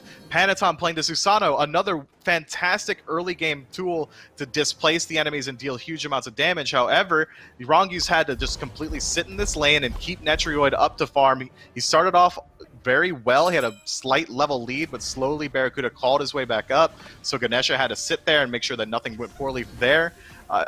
It's a little bit of discontent or discohesion between this draft. Yeah, between what we've seen from the entirety of the set up till now, from the way that they drafted and the way that we've executed it, I would say that it's been a bit different from Sanguine. I'm not saying that that's necessarily bad. I mean, obviously we saw in that team fight that the way that they're currently playing it could have worked. It does seem a bit odd, right? Like maybe with this draft, it could have just happened a little bit earlier on here in this game, but Sanguine are happy to wait a little bit longer and know that right now is about their time when they're ready to start acting. But look at all this warding on the right-hand side from Renegades. If Sanguine do go look for anything over there, they're certainly going to know about it. So instead, they take a few backs. They'll wait a little bit longer before they kick up the next fight. Netrioid just finished off that Bancroft's talent. It's going to be a lot harder to kill her now. That lifesteal only getting stronger as her health goes down. And once she's in the air, which is generally when you're low health, you're going to get that additional power to strengthen her ultimate. This is a fantastic itemization. There's also a lot of aggression in the build with that early hastened katana or hastened ring pickup, able to chase down the enemies. If Pele gets whooped out, if anyone truly takes the whoop at this point, it's going to be a very easy target for Sanguine to immediately jump on. They have great lockdown tools for this long-range CC coming out of Netrioid. Whoop comes out, Ganesha gets the dash or even just drops the cage. Panitom can follow up with his own CC, and Axe can come out from long range. Sanguine has a comp that can fight from a distance and up close if they leverage Rongyu's defensive aura very well. And you kind of sent me with that hastened katana. I'm still thinking about back when I was allowed to pick up hastened on my hunters and have a really good time. It's no longer do I get to have that kind of fun that used to exist there, Mifflin, but you let me dream there for a little bit. But certainly accurate about your description otherwise, though, here in this game. Sanguine now in a spot where I think they can feel relatively comfortable, or they can feel like if they take some of these fights, they're in a pretty good spot. And Awesome Jake, last game we saw his ability to really kind of lock down Sanguine in those moments they were indecisive in between being aggressive and waiting to play for that later game stage. He hasn't had quite that same success for it, and honestly, they haven't pulled the trigger nearly as much. Lasbra hasn't been quite as active here in this game either, and I wonder if they're just kind of paying some respect to that damage output from Sanguine this time, and they feel like it's not quite as free. It certainly has been a slower game from Lasbra. However, he is topping the damage chart for his team. It's mainly due to the fact that he's playing with an Agni. With his chain CC, you're not having that instant burst that a lot of other mages do. Agni's ultimate split up into 3 parts means that there's going to need a lot more CC to enable all of that damage. Pele, still a solo agent god, able to pick out anyone that moves out of line. However, Sanguine have been just completely 5-man grouped this entire time. At no point are they taking disjointed fights. They're not taking separated fights throughout the lanes. If the fight's happening on the map, you know that all 5 members of Sanguine are within 10 feet of each other. If Sanguine are aggressive, then just assume everyone else is just out of line of sight, right? They are nearby. These guys have stuck together in real life for a long time, and they play that same way here on the battleground as well. And I really do think that that's a big part of what served them well. It feels like a team that really does play with a lot of trust and communication just from watching them. I mean, we're not in the comms with them, obviously. We don't know how those fights break down, but it just so often looks like these guys are all on the same page. And right now, that page has Primal Fury way up at the top. They popped the Frenzy as well. Sanguine secured, and Renegades never had a chance to contest. That's a fantastic pickup for them. Now 2,000 in the lead, and they're starting to move into this late game phase. Freya's starting to work on her 5th and 6th items. That's going to be so huge for how this fight goes. It's really on whether or not Lasbra can find this backline dive, find one of these priority targets. Pele's one of the few gods similar to Loki. If you can get a 1-for-1 trade on a high priority target, you've completely done your job, and he has the tools to do it. The Volcanic Rift is going to gap close. The knockup is going to facilitate the team and also disrupt the entirety of the backline. It's such a huge knockup. There are ways that Renegades can get back into this. They just need to establish this defensive positioning around the Fire Giant and make sure that Sanguine doesn't run away with another sneaky objective. Well, better than defensive, they get aggressive. Renegades take the Pyromancer, but look at that lockdown. Awesome Jake only barely gets out of there. That's a good cage to keep Panitom from finding the cleanup kill as well. SoloOrTroll, the last one to exit. But Sanguine know a lot of Ultra just used by Renegades. They're going to start up this Fire Giant, and this isn't even necessarily a heavy commit. They want to force Renegades to step in to a fight that they just can't win. Jarcorr's the front line, but he gets stunned, takes a ton of free damage, and Venenu doesn't let him get the ultimate off. What a huge answer back from Renegades to punish Sanguine at the FG. That's exactly what 3 meteors are going to do to you. I don't care if you're Jormungandr. I don't care if you're using the command hook me up like some of the patch note shows we see. It's going to put you in the dirt eventually. Venenu, one opportunity to land all 3 shots, takes it and puts him in the ground. And Renegades get the FG. They're going to get a kill on the Panitom here as well. Sanguine stuck around. That was that middle ground I was alluding to earlier where Sanguine seemed a bit indecisive that we hadn't seen for 25 minutes, and Renegades put them right back in it. They come out on top. A small gold lead, but they've got the opportunity to kick the doors wide open. 3 tier 2s plus the tier 1 that Renegades can now start to go grab. There have only been 8 kills in 25 minutes, but Renegades rose above it all, and now they're the ones in control. And there's still 30 seconds left on Panitom's spawn. That's going to give them plenty of time to get aggressive positioning on these towers. They can push up the lanes very easily. There's a stacked wave in the long lane. I'm not sure that Renegades are even remotely concerned about it, as they're going to go for these high priority targets, and the mid lane tower going to open up the map for them as well. And this is part of the issue with Sanguine's comp.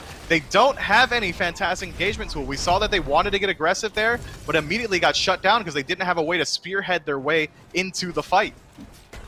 Yeah, Jorm slowly walked at Venenu, and you saw how that worked. He got stuck on the Fire Giant ring, too. I think they were a bit indecisive about how they wanted to play it, but that's in the past. Here in the present, the Tier 2 tower is under siege. Renegades do get stalled out, though. We don't see a lot of these Tier 2 tower defenses, but I think this is a decent time for one to show up for Sanguine, where the game is still relatively close, and Lasbra's looping around on the backside. That is enough to force Sanguine to fall back, and the Tier 2 tower comes in favor of Renegades. Did you see that damage chart just a moment ago? Ven was very close to the bottom, but one team fight is all it took for him to rise completely all the way to the top, 11,000. If memory serves, he was sitting at around 4 right before that Fire Giant engagement, and that's some of that Agni burst coming to play. That's him abusing the fact that there's really no way for Sanguine to move into the Renegades comp. You drafted for complete re-engage. You drafted for reactionary play. I'm surprised to see them shift their focus and try and get a little bit more proactive. And as we saw, the second you give up on your game plan, the game shifts completely. Now 4,000 gold in favor of Renegades. The Tier 2 tower in mid has been removed, and they still have plenty of time with this Fire Giant to continually take some more Tier 2 towers, maybe back up to the gold 3 afterward, get some more gold. There's plenty of going on here, as well as Renegade's siege is fantastic. They have long-range poke damage. Pele is able to throw out her first ability. Ven's going to be able to just use his ultimate as often as he wants with his cooldown stack. There's plenty of ways for Renegades to continue just aggressing onto Sanguine.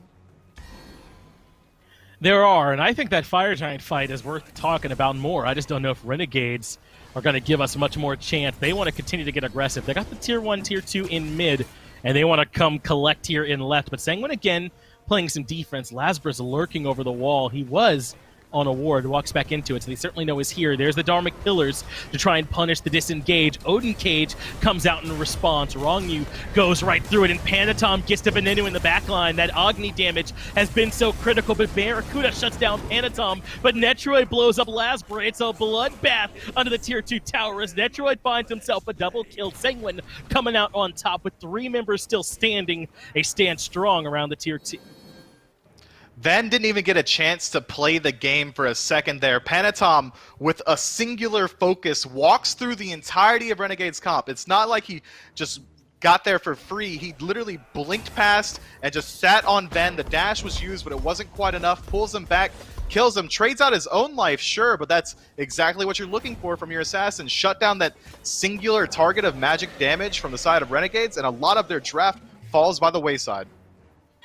A lot of their potential does go the way of wherever Venenu happens to go. I mean, we saw it on that Fire Giant fight. We got the great punish on the Jarcorr, on the mid-Phoenix fight when you opened up that space. He is the linchpin, it feels like, of this Renegades draft, and Panitom does his duty well, gets to the back line, and then in all that chaos, who thrives but Netrioid on this Freya, finding tons of free damage. He is essentially online at this point, has the Demonic, the Telekines, and the Hastened, the Band Cross we asked for earlier, sells off his items to pick up the Spear of Magus for that last slot there as well. So this Freya is now starting to swing at this point in the game as well.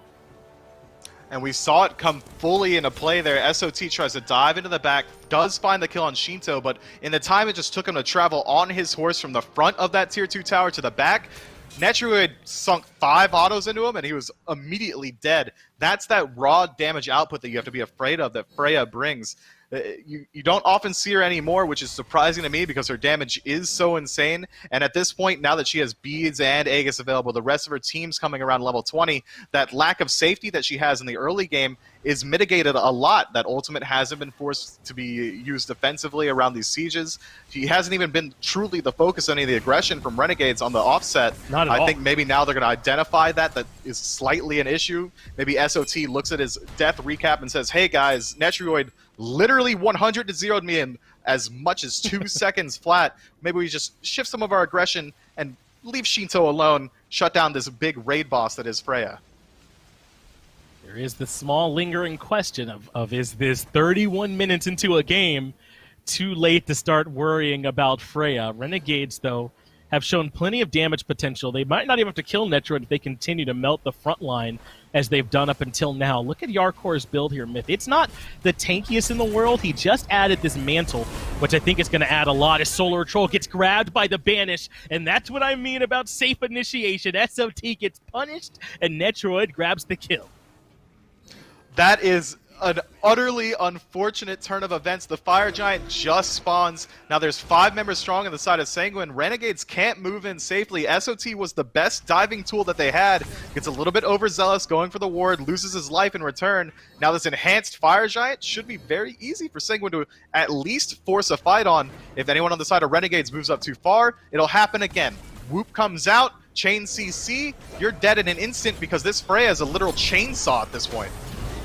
BaRRa's the furthest member forward, and that's never gonna work. Panitom pops him nicely, and BaRRa ends up falling. Sanguine now in a 5v3. The cage from Awesome Jake does lock in 2. He jumps away, but Sheento has hunted down Venenu. This could be disaster. This could be the end now for Renegades. As Sanguine starting to storm on through. Sheento jumps over the wall. No axe to land, but he still puts in the bladed arrow. Lasbra barely ends up living, but the hail of arrows connects, and Lasbra's in a coffin. Sanguine heading right back to the Fire Giant off the back of a big play.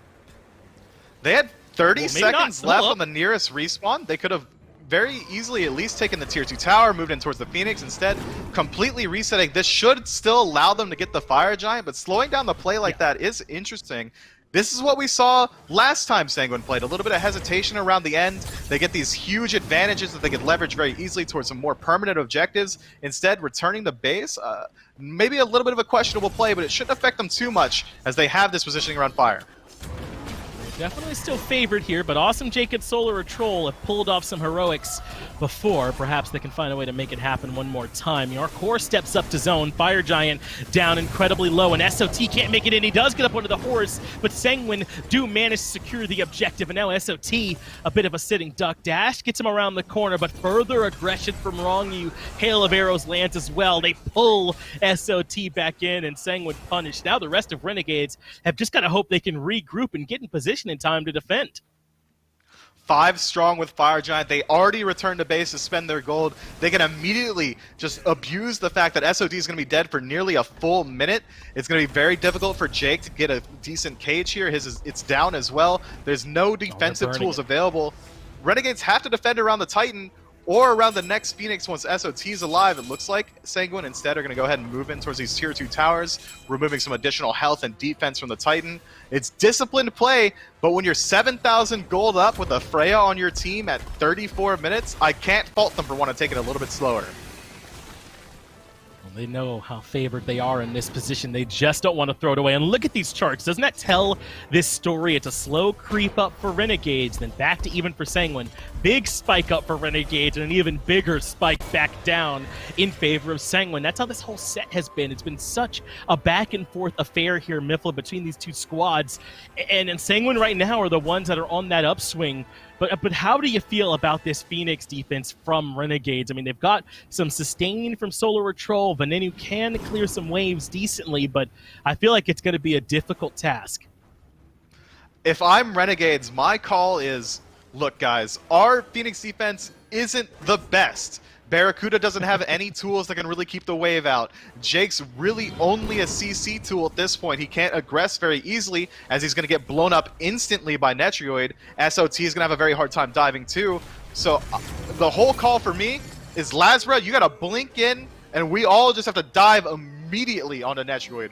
We got to shut him down at all costs. I don't care if it costs 2 or 3 members. And then after that, it's a Hail Mary and pray that you win the fight. But letting them into your Phoenix, letting them into your Titan room is nearly a death sentence for Renegades at this point.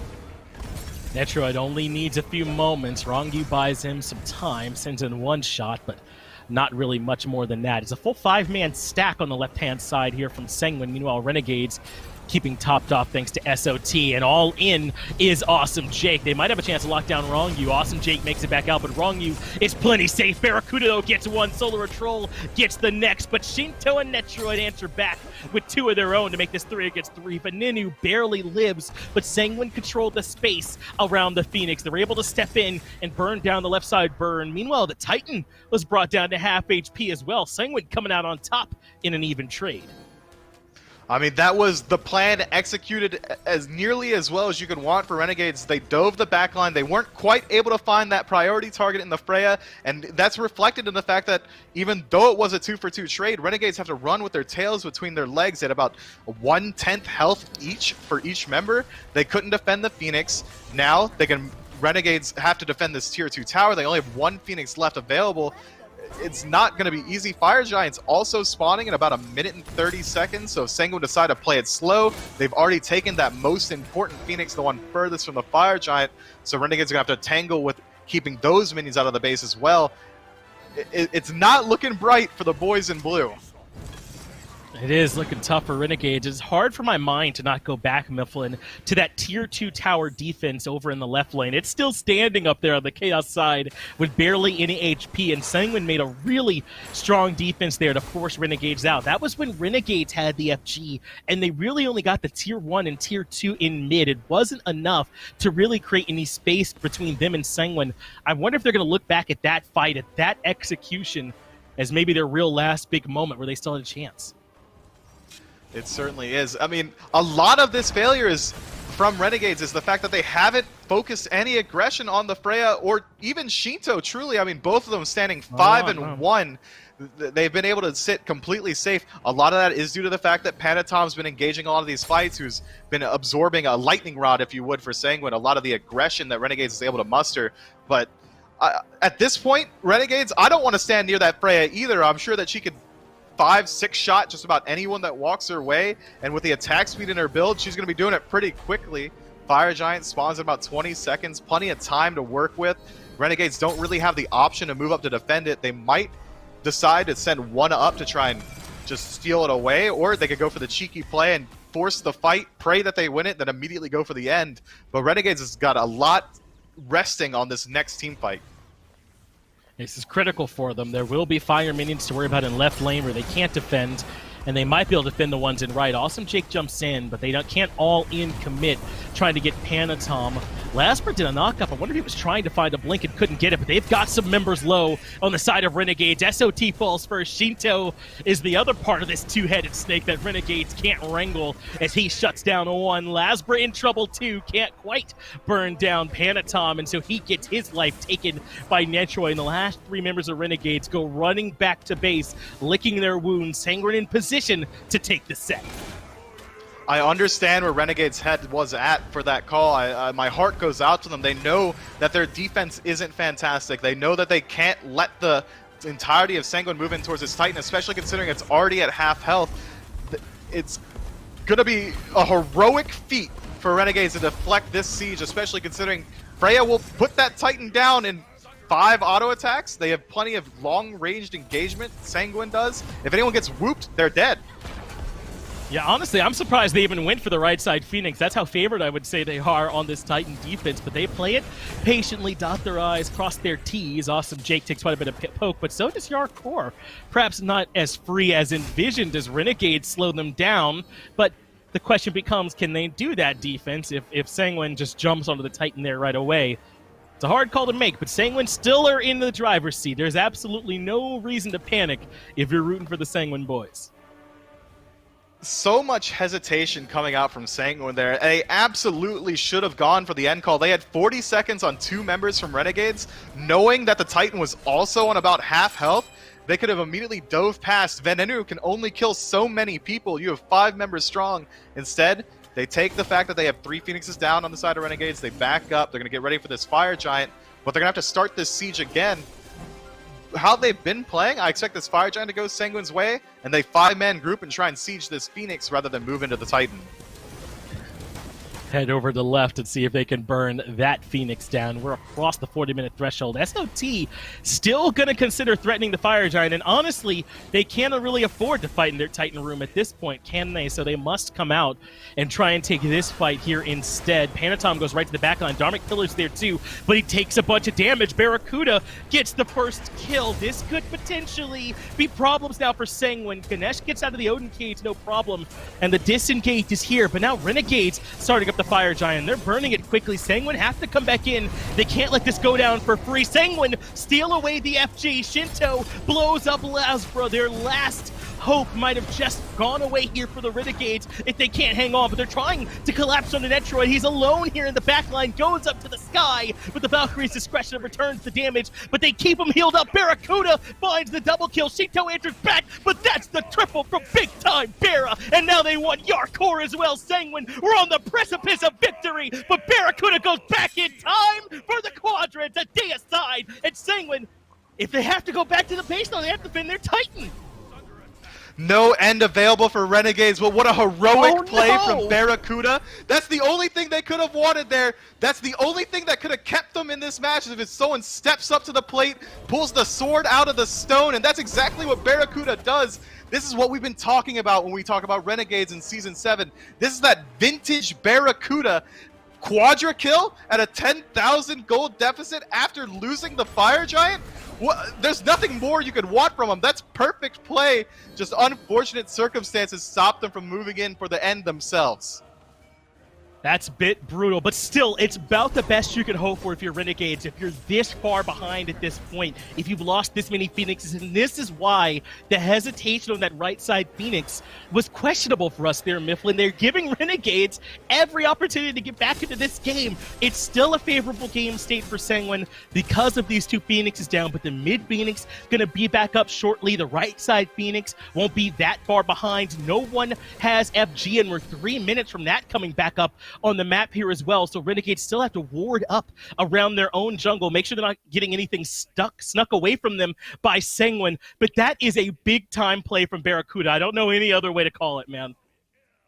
He single-handedly reset this game. Now Fire Giant no longer available for Sanguine. They won't have that to increase their chances of sieging. Their Phoenixes are on the way to being respawned. Mid's already back up. The right side Phoenix coming back up as well, but the fight starts in this long lane. Oh, this could be trouble. SoloOrTroll is low in the back. He's got to make sure he's getting back out of there. The Phoenixes are all back up. The Titan will start to heal, but now they're in this tough engagement. BaRRaCCuDDa is low, and Jarcorr pops the thorns. He can't kill him through it. Awesome Jake goes down too. There was a flash of brilliance, a moment of opportunity, but Sanguine snatches it right back. They're not willing to give this game up. It's just Venenu left, and he can't do enough to defend up against 5. He looks for the turnaround, tries to blow up Sheento, but that's the Dia side. Sanguine answer back. Right side Phoenix gonna fall to minions, and now they can go on to end this set. What a tearjerker, man. I mean, it's not often that you see such high-level play go unrewarded. It's an age-old adage of mine, played perfectly, punished anyway. BaRRaCCuDDa, my heart goes out to you, man. You earned that win, but Sanguine come out ahead. They do, and that's tough, man. That's such a weird situation for a 44-minute fight to happen, right? Way on the left side, kind of near the Fury in the jungle, and the fight ends up being so disparate. But I think at that point they were warding around. Who expects Sanguine to be 5-man grouped over there, and they get a bit caught out by that. But BaRRaCCuDDa gave him every opportunity, and not just him. I mean, it's a great team fight, really, from the entire Renegades squad. But they had a chance to get back into that game. And I think that is the takeaway. It's not often that Sanguine are going to get away with that. If you get quadra killed often while playing hesitantly around these Phoenix Sieges, around these Titan ends, you're going to get it taken away from these top-tier teams every single time. You're going to have to iron out that late-game shot calling, and you're going to see the Sanguine squad start to pop off. I think that you are too, man. Renegades got to be frustrated with the way that ended. I'm sure Sanguine are glad to have the dub, but I think it's hard to feel comfortable with how close that game was. Let's get over to Dulcin, though. We'll have them break it down a bit more. I mean, that just seems like the game 3 that we all deserve here between these two teams, and in no small part, Panitom on that Susano, I think, played a big role, and you can jump into game and play Susano now as well with his new skin. Knight of Storm Susano, jump in, take a look at the Sword Hero chest. Maybe you can unlock a skin and play Susano just as well as Panitom did here in game number 3. But what a blast that was to watch, Gormizer. A slugfest back and forth. BaRRaCCuDDa snags the quad, but unable to grab the win. Sanguine find a fight that works for them, get the D aside, and put this one to bed. You know, I have so many different notes of like events that happen through the game, things that are turning everything around and changing it up. But at the end, I wrote one thing, and it's the unfortunate fall for Renegades, and that is that consistency is key. BaRRa is able to get back and punish Netrioid and Sheento once, but unfortunately, it is just once. They had 2 deaths, I think, each at the end of the game. Yeah. And considering one of them was in a quadra kill in any other game, that means, oh, Renegades win. But because of the state of the map, that is the issue. Is yes, you were able to get back there, but then the second fight, well, Sheento and Netrioid don't die, and while Sanguine are winning this fight over there on the left, kind of near the tier 2, BaRRa is getting dove and murdered on his own, right? And unfortunately for them, that was kind of the start of the fall. I think if you're able to replicate that, and granted, it's impossible to replicate a quadra kill, but if you can replicate, I should say, a winning fight, then it's something coming through. That being said, I will say, specifically for BaRRa, that play, I don't know if I want to call it like a comeback or a return anymore for BaRRaCCuDDa. This feels like a freshly forged and hungry BaRRaCCuDDa coming into Season 7, and I'm living for it if he can keep this level up. Yeah, this Renegades team, despite, I mean, it feels so weird to look at Renegades and see them as a 1-3 team now. I mean, they've been performing, obviously not well enough to get the wins, but I think better than how some people expected. So I have high hopes for them. But I think the spotlight still needs to be on Sanguine, a team that coming in, I mean, it's the same storyline, Gore, and I think week after week, it just keeps getting reiterated to us how good this Sanguine team is.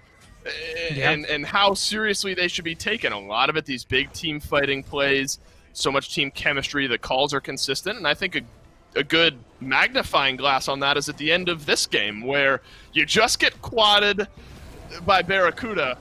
The mental fortitude is strong enough, the mental is strong enough from Sanguine to stay in it they turn it around and get a deicide 3 minutes later, 2 minutes later, and they win the game. So I think while I'm excited about how the Renegades are playing, and I think they'll continue to improve, Sanguine, they're 3-1. They are second place in this league, pending, tied for first technically, pending a Radiance game tomorrow.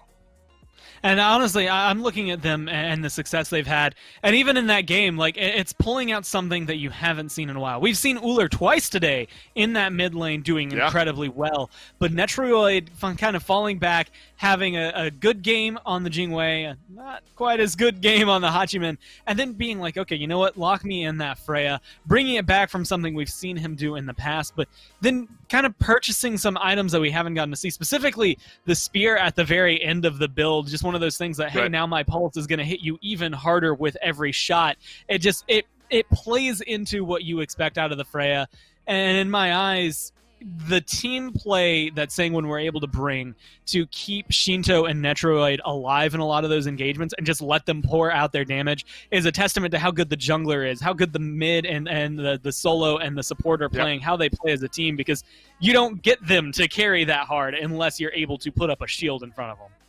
And I like the fact that you bring up Sheento. It was quiet, but top damage in that game on the Ullr, so nothing to scoff at there. And you brought up the solo laner Jarcorr in this game. I think on the Jormungandr played a big role as well. You got to open up that space for your backliners to do their job. The big winners today, Sanguine, they take it over the Renegades, and Jarcorr himself is standing by to let us know how he's feeling.